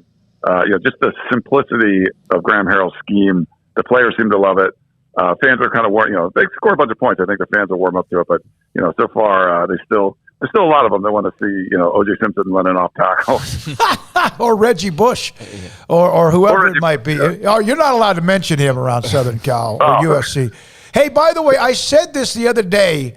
I said Southern Cal and USC. A couple of USC fans say don't say that. Is that right? Is USC, or is Southern Cal? It's all. I've always responded. I've always said that. Is that wrong? I think the athletic department says that sometimes, like, "Hey, we're not Southern Cal." I don't get it. A lot of the fans love it. I mean, just Southern Cal is their thing. Yeah. They still print out T-shirts that say Southern Cal on them too. So I don't know. All right, I think it's cool, but other people don't like it. All right, it's Southern Cal to me, and people can get mad and angry. Thanks, Ryan. Great stuff. Inside Troy covers USC Trojans football like a book. Thank you. Yeah, I call him Southern Cal. I'm not going to Southern Cal. I think it's cool. I mean, what's the name of the university? Like, remember when I called Central Florida one time? And I mean, the fan base lost their minds. If I drove up to the front of either UCF or USC, and I walked through the gates, drove through the gates, or walked through the gates of the university, what does the sign say? University of Central Florida. Yeah. University of Southern California. The state of Florida loves its initials. It's FAU, FIU, USF, UCF, FSU. Yeah. The list goes on and on. But, yeah, I mean, very interesting stuff there. USC's obviously in a driver's seat position. And I think the Pac-12, as much of a joke as it has been or was under Larry Scott's leadership, they're in a good place now. Kliavkoff seems like a guy who's got his finger on the pulse, obviously has experience in media, which that couldn't have come at a better time in terms of what they're about to deal with these TV networks and a rights deal that expires in 2024, so not that far away now at this point. I mean, shoot, it's going to be 2022 in a blink of an eye. So we're not far at all away from that, and those things do take time to sort out. But, yeah, really interesting to get their perspective, and the Pac-12 just seems like it's going to kind of listen, and until they really feel the need to, they're not going to, just jump out and make a move just for the sake of jumping out and make a move. And that's what a lot of the feedback was last week, and that's what a lot of people thought was just like, oh, once a couple dominoes fall, then the whole thing, like there's going to be teams declaring they're going here and there, and that has not been the case. It's still just Oklahoma and Texas at this point. All right, when we come back, John Machota covers the Dallas Cowboys, and they're about to depart for Canton, Ohio. Game with Pittsburgh tomorrow. Was anyone going to play in that game? And it's like 19 guys not going. But they'll have people watching, millions will watch it because they're so thirsty for the National Football League, and that's okay too. When we come back, John Machota from Oxnard, California, and then Paul's top 5.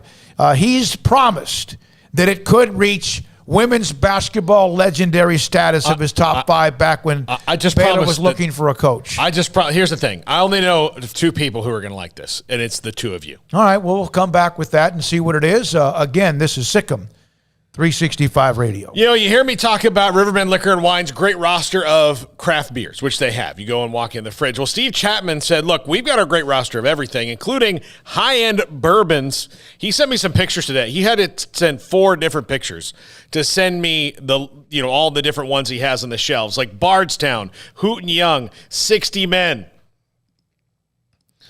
Let's see, Garrison Brothers, Thomas S. Moore.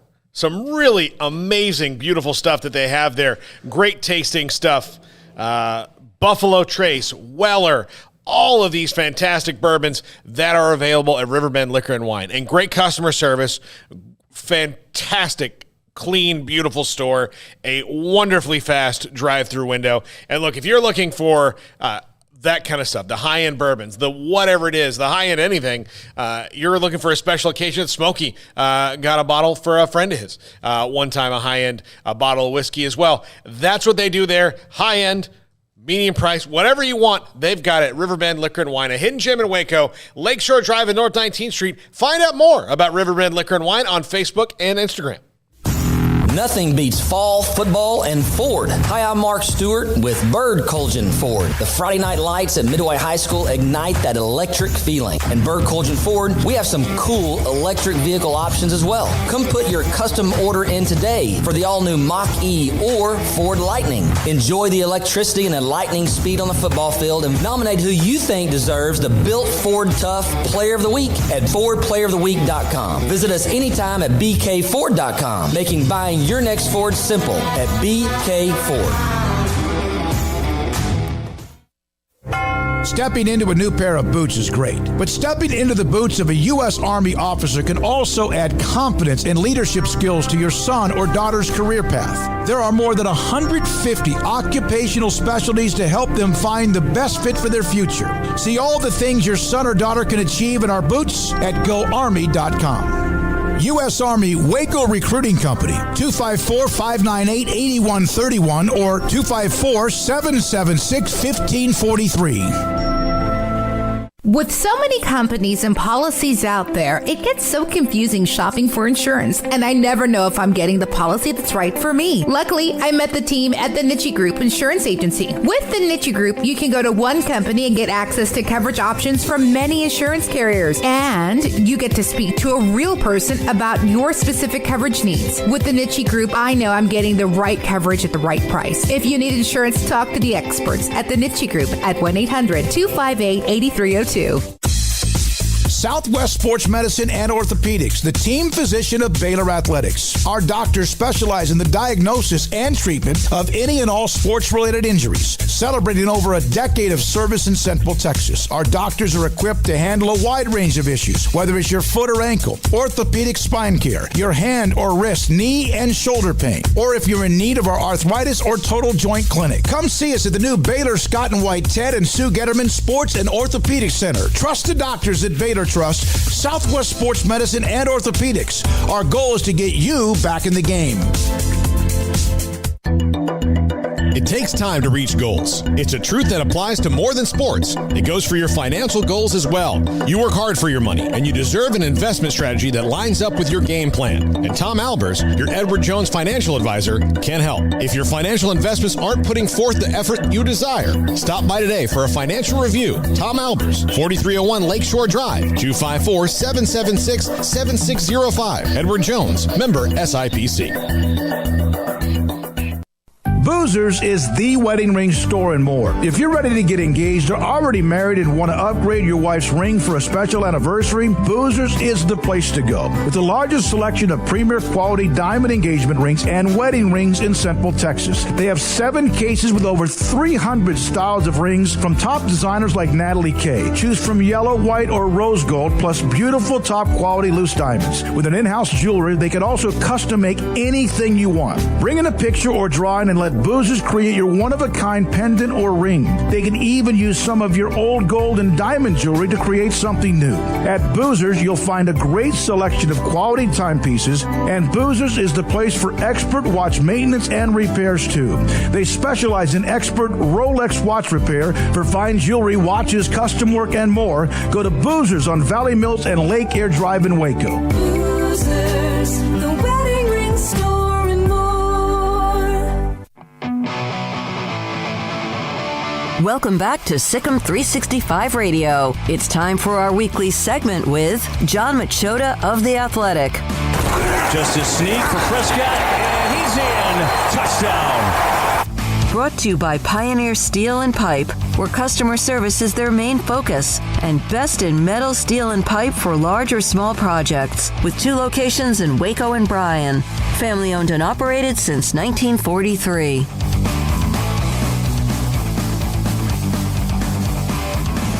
We're here. John Machota, theathletic.com, covers the Cowboys. They open their preseason schedule tomorrow night against the Steelers, the Hall of Fame game in Canton, Ohio. John, thank you. Are you in Oxnard on your way to Ohio? Are you going to Ohio? I'm not going to be making that trip. Me, much like Dak Prescott and Amari Cooper and DeMarcus Lawrence, are not making that trip. But I know there are a few writers that are. But no, I'm actually going back to Dallas. I'm at the airport right now, and then I'm going back to Michigan for a wedding over the weekend. So that's my plan. Good for you. Now, do you feel like that you're going to learn anything from anybody watching if you do a chance to watch that game, which is going to have so many players missing? Yeah, I think the number one person to watch will be Ben DiNucci, just to see. He didn't get any preseason time last year, and, I mean, as of right now, he's their number 3 quarterback. And if he shows enough in these preseason games, which I would anticipate he probably plays the most of any player on the roster in the preseason, then that justifies keeping a 3rd quarterback on the roster. If he doesn't look very good in these games, I just don't see how you can keep a 3rd quarterback with just all the other places where as of right now, without any injuries, defensive back, even at receiver, offensive line, defensive line, where you'd rather go heavy there and keep an extra player there. So, of course, Micah Parsons and some of this rookie class. But I think as we get into second quarter and that second half especially, you're just going to see a lot of Ben DiNucci. And I'm interested to see how he holds up there. John, do you think that the way that Ben DiNucci and Garrett Gilbert perform early in these first couple of games will dictate how the Cowboys react to backup quarterback off the roster, or do you think that it'll take longer than that? I think they're obviously a factor in it because they're on the roster right now, but I think it's bigger than them. I think it comes down to what becomes available from other teams. If they see somebody out there that gets cut from another team when the rosters are trimmed down, then they're gonna investigate that and they're gonna be interested in that possibility. Whereas that wasn't going to be something last year with Andy Dalton. Once they had Dalton, they were set there. They weren't going to continue to look at backup quarterback, but where they're at right now, absolutely. If there's a player that gets released by another team and it makes sense for them, then I think that player's in play, whether they're comfortable with Garrett Gilbert and Ben DiNucci or Cooper Rush or not. So, I will say Garrett Gilbert has been solid in training camp, getting these extra, snaps with Dak, obviously not working with the ones the last few practices. So, it's not the worst thing in the world if they go into the season with him as their backup quarterback. I don't think he's in the same class as Andy Dalton or, even further back when they had Kyle Orton. David, how good has CeeDee Lamb looked to the point to where I see people growing concerned over Trayvon Diggs, even though Diggs has apparently had a pretty good camp, but obviously CeeDee Lamb has had a heck of a camp as well. Yeah, I think Trayvon Diggs has played very well in everything I've seen from camp. But, yeah, he's getting put on an island a lot, in these practices, and they're not tackling to the ground and doing things that, DBs are going to be able to do in regular NFL games. And then he's going against CeeDee Lamb, who's a freak show. And as you guys have probably seen from some of the videos that are out there, I mean, it's every practice. He hasn't had a bad practice, and every single practice there's some type of catch that you're just like, man, that's another highlight that might even be better than the last one. So he's fitting into kind of wearing that 88, like we saw out in Oxnard with Des Bryant, and how many times he would make these big time catches. I would say the biggest one that kind of stands out about him in these practices is just his ability to high point the football, because we've seen him do a lot last year, but it was mostly working in the slot. Well, that was because there was no training camp and no regular off season. That's not going on this year. This year they're moving him all over the place, and so there's going to be opportunities for him to make plays in the red zone like that, on jump balls, on back shoulder fades like they did with Dez, while he also can still line up in the slot and they can move him around. So as long as CeeDee Lamb stays healthy, I think he's just going to have a monster year. And there's nothing that we've seen so far that would make me think otherwise. Is he their best wide receiver? I know Amari Cooper's got a great resume. He sometimes is also on the sideline. Are there some within the organization who might think he's better than Amari Cooper? As of today, yeah, I mean, I guess there always could be somebody that thinks that, but I would say as of today, they still lean Amari Cooper. But the potential is there for CeeDee Lamb to just be to exceed that, and obviously be one of the top 5 receivers in the league in the very, very near future. So as of right now, I still think Amari Cooper is their number one. He still would probably be my odds-on favorite to lead them in receptions and receiving yards. But CeeDee's coming on fast, and it wouldn't surprise me if he leads them in those categories. Not to mention touchdowns, and then the other part of it too is that they're not shying away from using him as their primary punt returner. So there's plays to be made there as well. So for nothing else, regardless of how the season goes, it should be exciting to watch 88. Malik Hooker, how's he looked so far? Malik Hooker is in a similar situation as Amari and DeMarcus Lawrence, and really even Dak as of late, where it's a lot of working off to the side, just because he had that Achilles injury last October, and they're just trying to bring him along slowly because, let's be honest, it's not just an Achilles with him. He's had several different injuries over the last 4 or 5 years that it just seems like if it isn't one thing, it's something else. And so they're being really cautious with Malik Hooker. So we have not seen him. He has not actually practiced in any individual or team drills. He's been doing conditioning stuff and still recovering from that Achilles off to the side. So, if he's healthy, when they have to cut the roster down later this month to 53, I think he makes the 53 just because of his upside. But if they don't think he's healthy yet, then that's a totally different story. But yeah, I mean, if you have a healthy Malik Hooker, I mean, that's why he was a top 15 pick in the draft, and the Colts probably wouldn't have let him go. But he hasn't been able to stay healthy. So if they like where he's at when they get back to Dallas and maybe work him into practice there, I still think the talent's there for him to be, one of their better playmakers in the back end, but he obviously has to get healthy first. Thank you very much, John. Enjoy your, break, even though you're traveling. Good luck on your flight, and enjoy the wedding in Michigan. Thanks for your time. No problem, guys. Thanks for having me on. John Machota of TheAthletic.com covers the Cowboys. They play the Steelers tomorrow night. I don't even know if I'll know what's on tomorrow night if I accidentally see Twitter going at it, and even then I may not turn it on. Yeah, I'm going to tell you right now, I'm not going to have a big breakdown from the Cowboys game against the Steelers, Paul. That is all you if you so choose. But it will. Look, I watch preseason games for the Cowboys because I do a Cowboys podcast. So that's why I watch them. I don't enjoy them.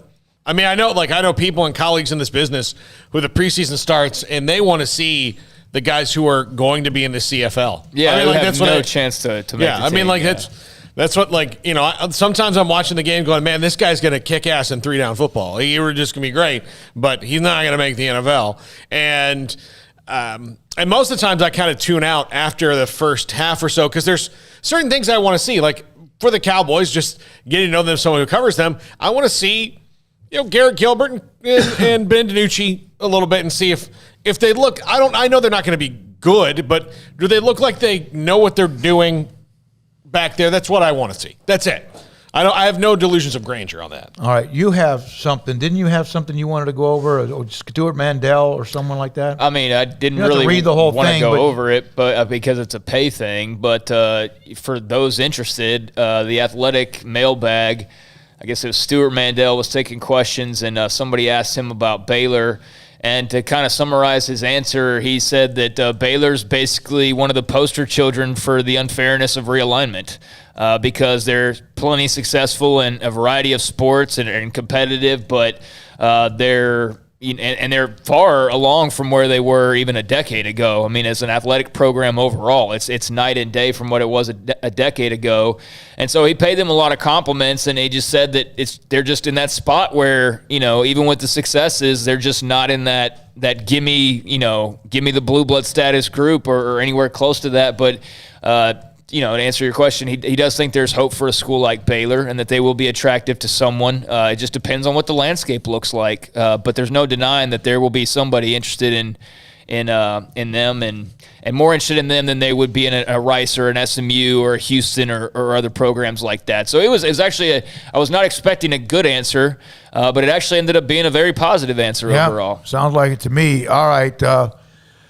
Paul, go here for a little longer? Or let's go back to some of the chat room There's stuff. one other part that he said, and that was the financial aspect. He basically said that, donors are going to have to step up more than ever potentially. Not that they don't already. Sure. They clearly do. But because the finances are a real factor here, for Baylor to be able to, if they have to go down a level or if, the money takes a bit of a hit, then it's going to be incumbent upon, the alumni and those involved with making money for the school to get really good at it, a la Houston and what Houston had to do when they saw a drop off in money or any other team who's been in a similar position. All right. I want to say Mike Mosel, who we hosted something that a lot of you who joined us 2 weeks ago don't know this, but we every year honor student athletes at local high schools for their excellence as far as academics and being involved in athletics. But we did the banquet this year at the Baylor Club, and they are having their last call before football event coming up next week on Tuesday. It's an annual member guest open house / membership drive. And this is a great place with incredible atmosphere, fantastic food. There's a bar there as well. So last call next Tuesday. Last call before football at the Baylor Club inside of McLean Stadium, 5:30 to 8, club level 2C. Complimentary admission for non-members and guests. But you can go online to RSVP and contact the various people at the Baylor Club, which is, of course, again, inside McLean Stadium. Look, if you would like to be a member of a club where my mother, Lana Catalina, is an exclusive member, I mean, she's pretty cool. You could be like Lana. She's an exclusive member? She's a member. So she's the only one in the group? No. I mean, That's what exclusive member. The club's very exclusive that people like Lana are in it. All right, here's Nathan's been asking me to say this. He's on the chat a lot. If you were playing NCAA football on Xbox, which eliminates me right off the top, what dream conference would you make for Baylor if you could pick anyone? Yeah, Smokey's an Atari guy. Pong. Dream conference for Baylor. I'm gonna say if they're not going to be in the Big 12, which is their dream conference, then I would say the ACC. The ACC has a lot of private schools. I think that they'll match up a lot with Baylor, and Baylor could, do pretty well in everything, including football in the ACC. I think they do very well in football in the ACC. And there'll be a couple teams that would probably give them problems, but they give everybody problems. So. Yeah, I think Baylor in the ACC would be the one I would want them to go to if they're not in the Big 12. Yeah, if they have to choose or if they were able to choose, I'm going far left or far right. I'm going either Pac-12 in the West or I'm going ACC in the East. I mean, I think both of those, throw out the window the Pac-12 stance on, religious schools or whatever, and let's just say anything was fair game. Then, yeah, I'm probably going Pac-12 first. But, I mean, the ACC would be right there as well. I mean, there would be some great basketball played in the ACC with Scott Drew's program taking on North Carolina and Duke and and all those types. So, yeah, I mean, either, far west or far east, I would be good if they were able to choose either one of those. I almost took the question as, like, if you could dream up your perfect conference. And I was starting to think, I was going, well, it's basically the Big Ten in my head. Outside of like a couple of schools, it's pretty much the Big Ten. Let's get Texas, let's get TCU, let's get the Oklahoma schools. Only difference would be I'd probably go back and, want to add the Arizona schools and even bring Colorado back in and, maybe one of the other former departures. That'd be basically, it'd be cool to be the old Big 12 and then like the Arizona schools. That would be my dream scenario, actually, would be the original Big 12 and in Arizona State. I think that'd be a sweet ass conference, but it's obviously never going to happen. All right. Also, this is a text from last night. I think Big 12 Commissioner Bob Bowlesby has remaining 8 willing to stand pat until Oklahoma and Texas pony up the money. I think he has ESPN in a position that they will not be speculating about Big 12 teams going or trying to will it into existence. Bob needs to provide a post-2025 plan for the remaining 8. And in other words, you need to, you can rely on whatever the grant of rights, penalties, whatever, but you better, and that's what I know he's an easy target. I get it. And I believe Mac kind of almost said that yesterday, that this is something that he wishes would have started earlier. But again, he did blame it as an excuse on COVID. But no question they have to start and need about 8 options and try to pick the best one available, if they have any. Yeah, it doesn't seem like, I know that they've made plans for things here and there, but as far as their future outlook, to go from just about 3 years ago, they had the whole dog and pony show with the AAC schools. And I know that's really what burns a lot of AAC fans up, is just the fact that they kind of got flirted with and then left at the altar by the Big 12, so to speak. I never felt like those discussions got all that serious, but obviously a lot of people put some value into that and felt like, potentially there was going to be some movement there. But yeah, they need a plan. And it's hard. How could you put together a plan right now?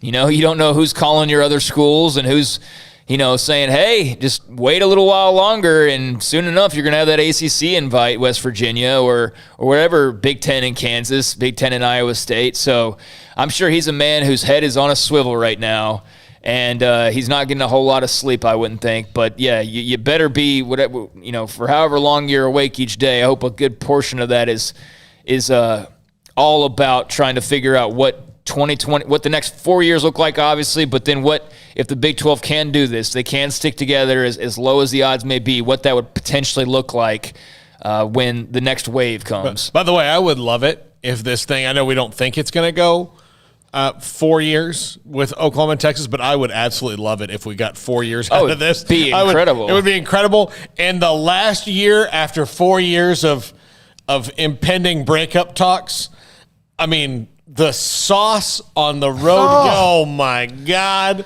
Yeah, it's going to be great. I don't think it's going to get to that point either. I'm in agreement with you, but, who knows with all of the different, things in place that are preventing it from just being out in the open and automatic right now. So, yeah, that would be amazing to see. Here's one I want to read because it makes sense. I think it does to me. From BG770 area code. How would joining or merging with another conference affect fans?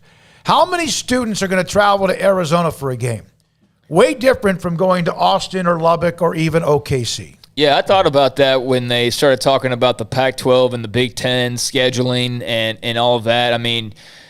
Every fan base has their boosters, and they have their big money people, and they're not going to have any problem still hopping on their little private jet or, jumping on their luxury bus or whatever. A lot of these rich folks, I'm not one of them, I wouldn't know.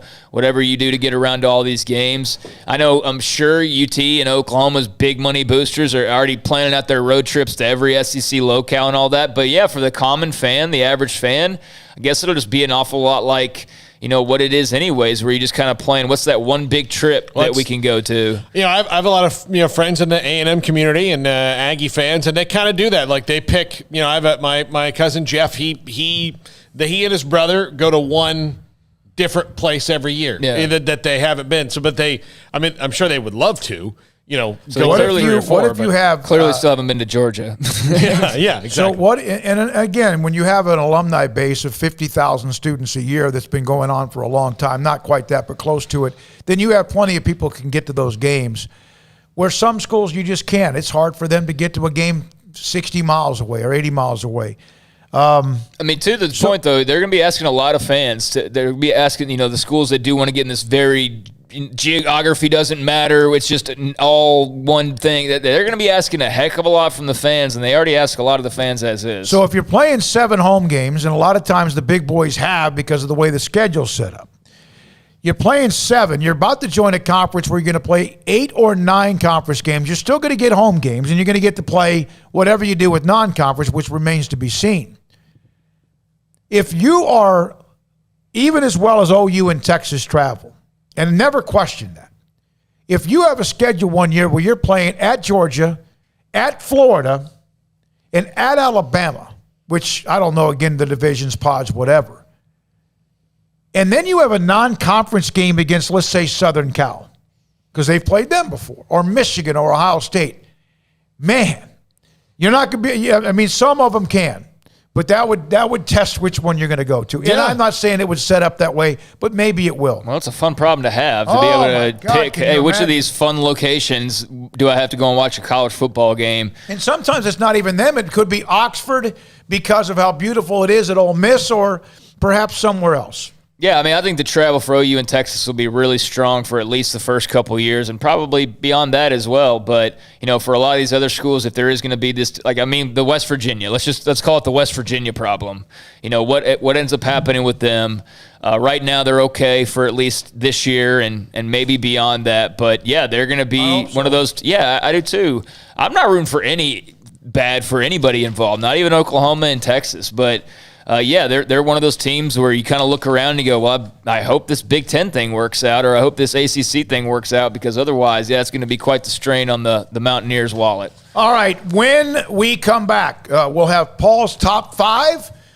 We appreciate all of you who have watched, text, called, etc., and the chat room as well. This is SicEm365 Radio.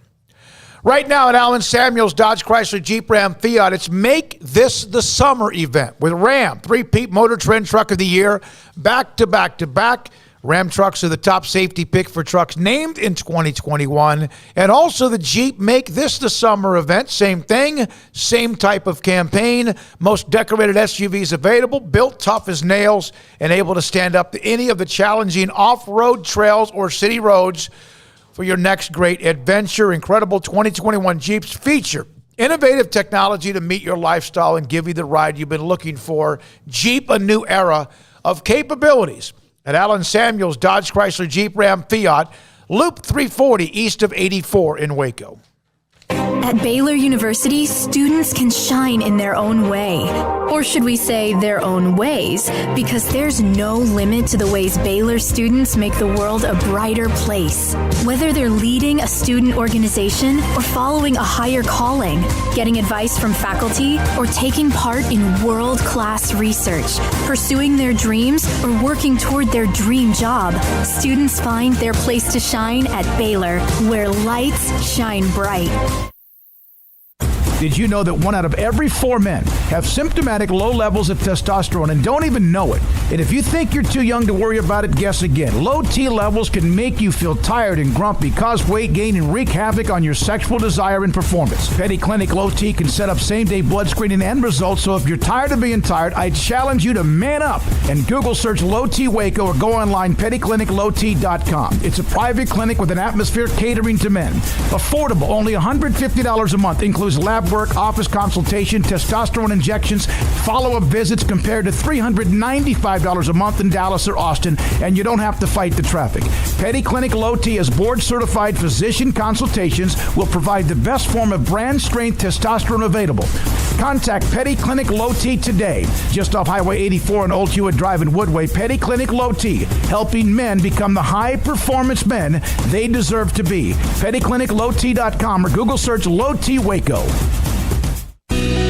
Let Camille Johnson Realtors guide you seamlessly through the process of buying your dream home or selling your current one. Commercial, farm and ranch, or residential, Camille Johnson Realtors can smoothly and successfully lead you through any transaction. With a team of 28 experienced agents who are excited about serving you, Camille Johnson Realtors services the entire greater Waco area. If you're in the market to buy or sell, contact Camille Johnson Realtors, 104 Midway Center in Woodway, or find them online at www.camillejohnson.com. Camille Johnson Realtors, elegant, charming, warm. Welcome home.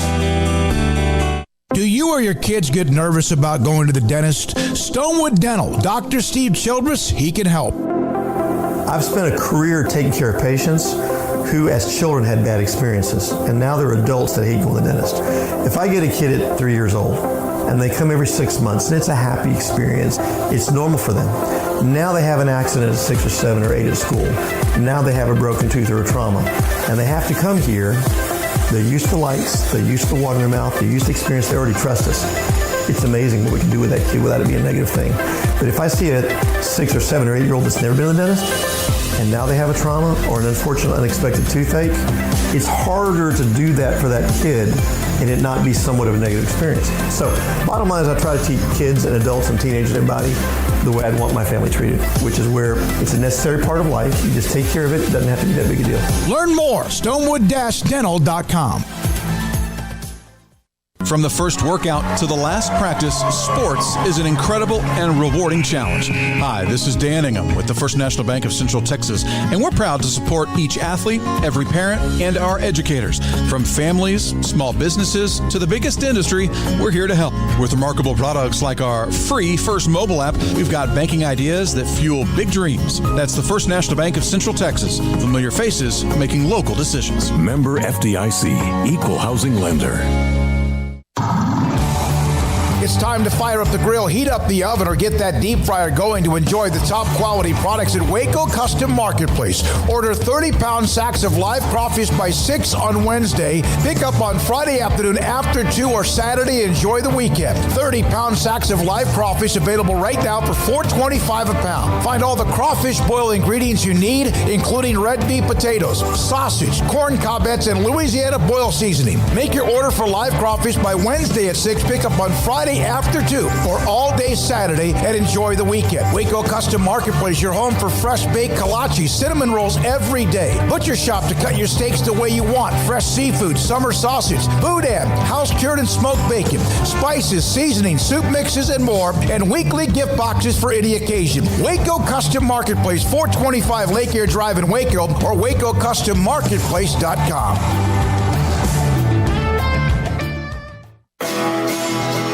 Welcome back to SicEm365 Radio. This is Paul Catalina's Top 5 at 5:55. Presented by Slapsticks Comedy Club. For ticket information, go to slapstickscomedy.com. I am at Slapsticks Friday and Saturday, so come out and see me. And I know that of all the top 5s I've done, this one will be enjoyable for the two people to my right, David and Craig Smoak, who are big fans, as I am, of the American Western Classic Tombstone. This is top 5 Big 12 realignment players as Tombstone characters. And I will... Let me tell you something. If that show comes on, it's an hour into the movie, I'll text Craig, hey, Tombstone's on. I will watch and pick it up at any moment and love it. Yeah. Tombstone. I will say right now, there are no Wyatt and there's no Doc in this top 5 because we don't know who the hero of the story is yet. But I do know the villains and some of the other players. Okay, fair enough. So these are nobody would be a good Doc anyway. Yeah, nobody would be a good Doc. Nobody would be a good Wyatt at this point because there's no hero in the story. You said I'd like this one. You will. Believe me, you will. Wait till we get to number 1. So who's Johnny Ringo? Wait. Okay, all right. Gosh darn it. Number 5. Governor Greg Abbott is John Bannon. Yeah, I can see that. Great. I mean, he's gonna come in, slick talk you. I wanted to say a word. I mean, he's gonna do it, and he's gonna let everything happen under his nose. He's no kind of real sheriff. He's a phony sheriff. He's only in with the bad dudes. And when they arrived, he talked about he was this and he was that. And he also owned the hotel, and he was the governor of water. He was crooked like that in real life too. The real John Behan. He had a lot of those backdoor deals via his government responsibilities where he took a lot of money on the side. But yeah, I mean, show up when all hell's already broken loose and there's nothing to really do other than to just tout your authority. That was John Behan in the movie after the shootout at the OK Corral. All of a sudden, like, well, I'm going to arrest everybody now. And it's like, we're not going to let you arrest us today. All right. Yeah, absolutely. Yeah. Number 4. Bob Bowlesby is Billy. Billy. Okay. Who's Fabian? Billy's the guy that liked the guy that was the actor, right? But here's the deal. This is because Billy, too late in the movie, realizes that we got to have some law. Yeah. So he knows all this bad stuff is going on, and it's not until something tragic happens that he realizes, I've been running with the wrong crowd. Yeah. I don't think he was in that opening scene where they really show you how vicious the Cowboys are at the Mexican wedding. Mm-hmm. I don't think Billy, played by Jason Priestley, was not in that, but he was around for apparently a lot of the other stuff that they were up to that wasn't very good. And then, near the end, he's all of a sudden like, he has a heart and a soul, and he can't take it anymore. Now this is the hardest one to do because I also had Bob Bowlesby as the mayor who was just trying to get Wyatt to help out, which might be what he is now that he's going to the Pac-12. I don't know, or all that. I also thought of him as maybe Marshall Fred White, as a good guy who had good intentions but wasn't really good at his job. But Bob Bowlesby could be 3 different characters in this movie, but I thought Billy was the funniest. Sure. Yeah. Number 3. ESPN is Curly Bill. Yep. The founder of the feast. I like Curly Bill. Well, he's an evil man. Well, but think about this. Well, bye. I mean, that's easy.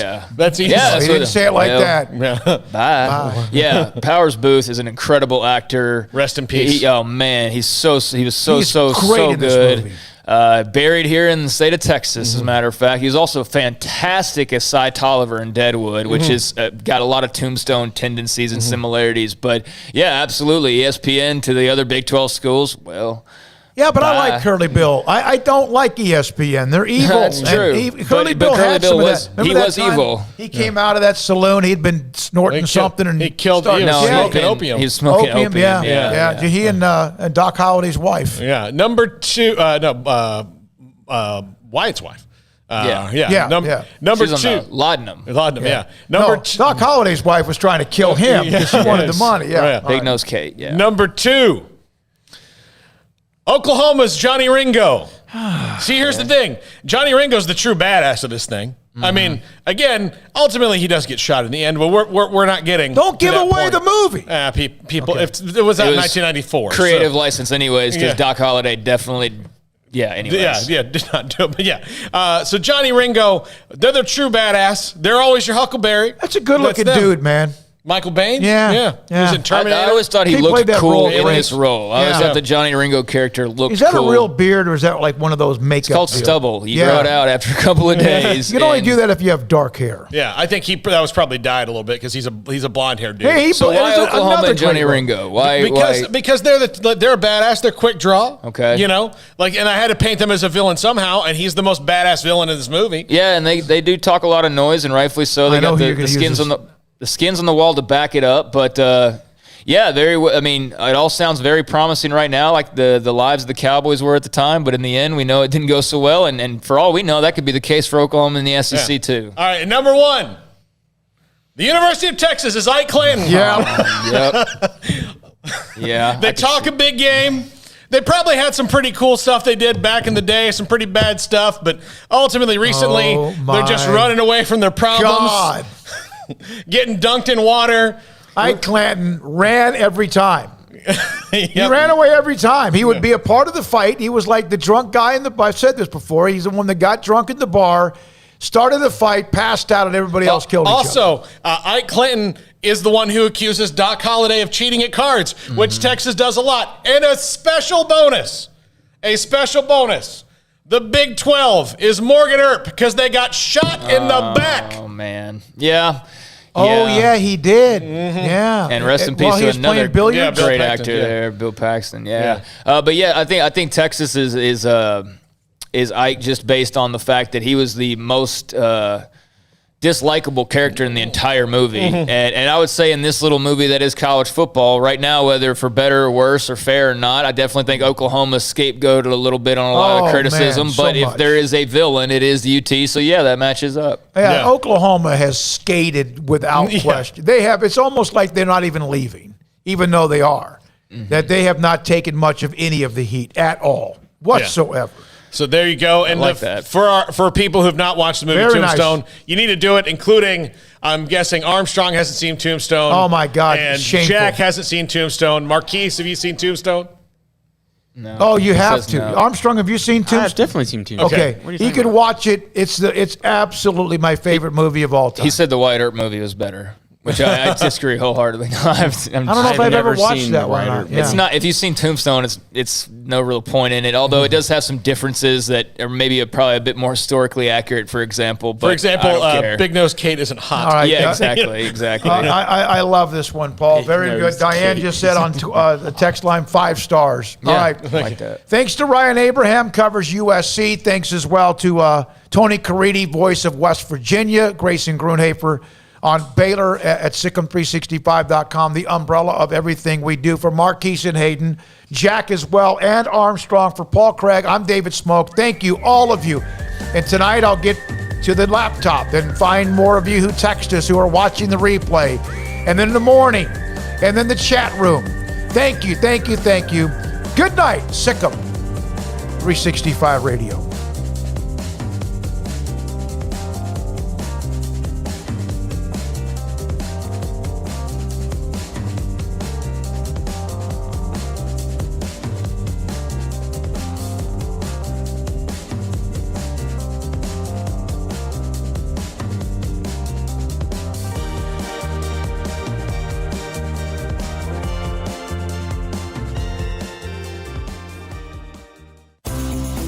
Ideal MRI is a small family business right here in Central Texas. We're open to support you while lowering the cost of healthcare bills. When you need an MRI, ask your doctor for an Ideal MRI. Visit us at idealmri.com or call us at 833-IDEAL-MRI. Stepping into the boots of a U.S. Army officer can add confidence and leadership skills to your son or daughter's career path. See all the things they can achieve in our boots at GoArmy.com. U.S. Army Waco Recruiting Company, 254-598-8131 or 254-776-1543. Texas Farm Bureau Insurance has been proudly serving Texans across the state for over 60 years. Call 254-772-8090 to find an agent who will provide a free review of your auto, home, and life coverage.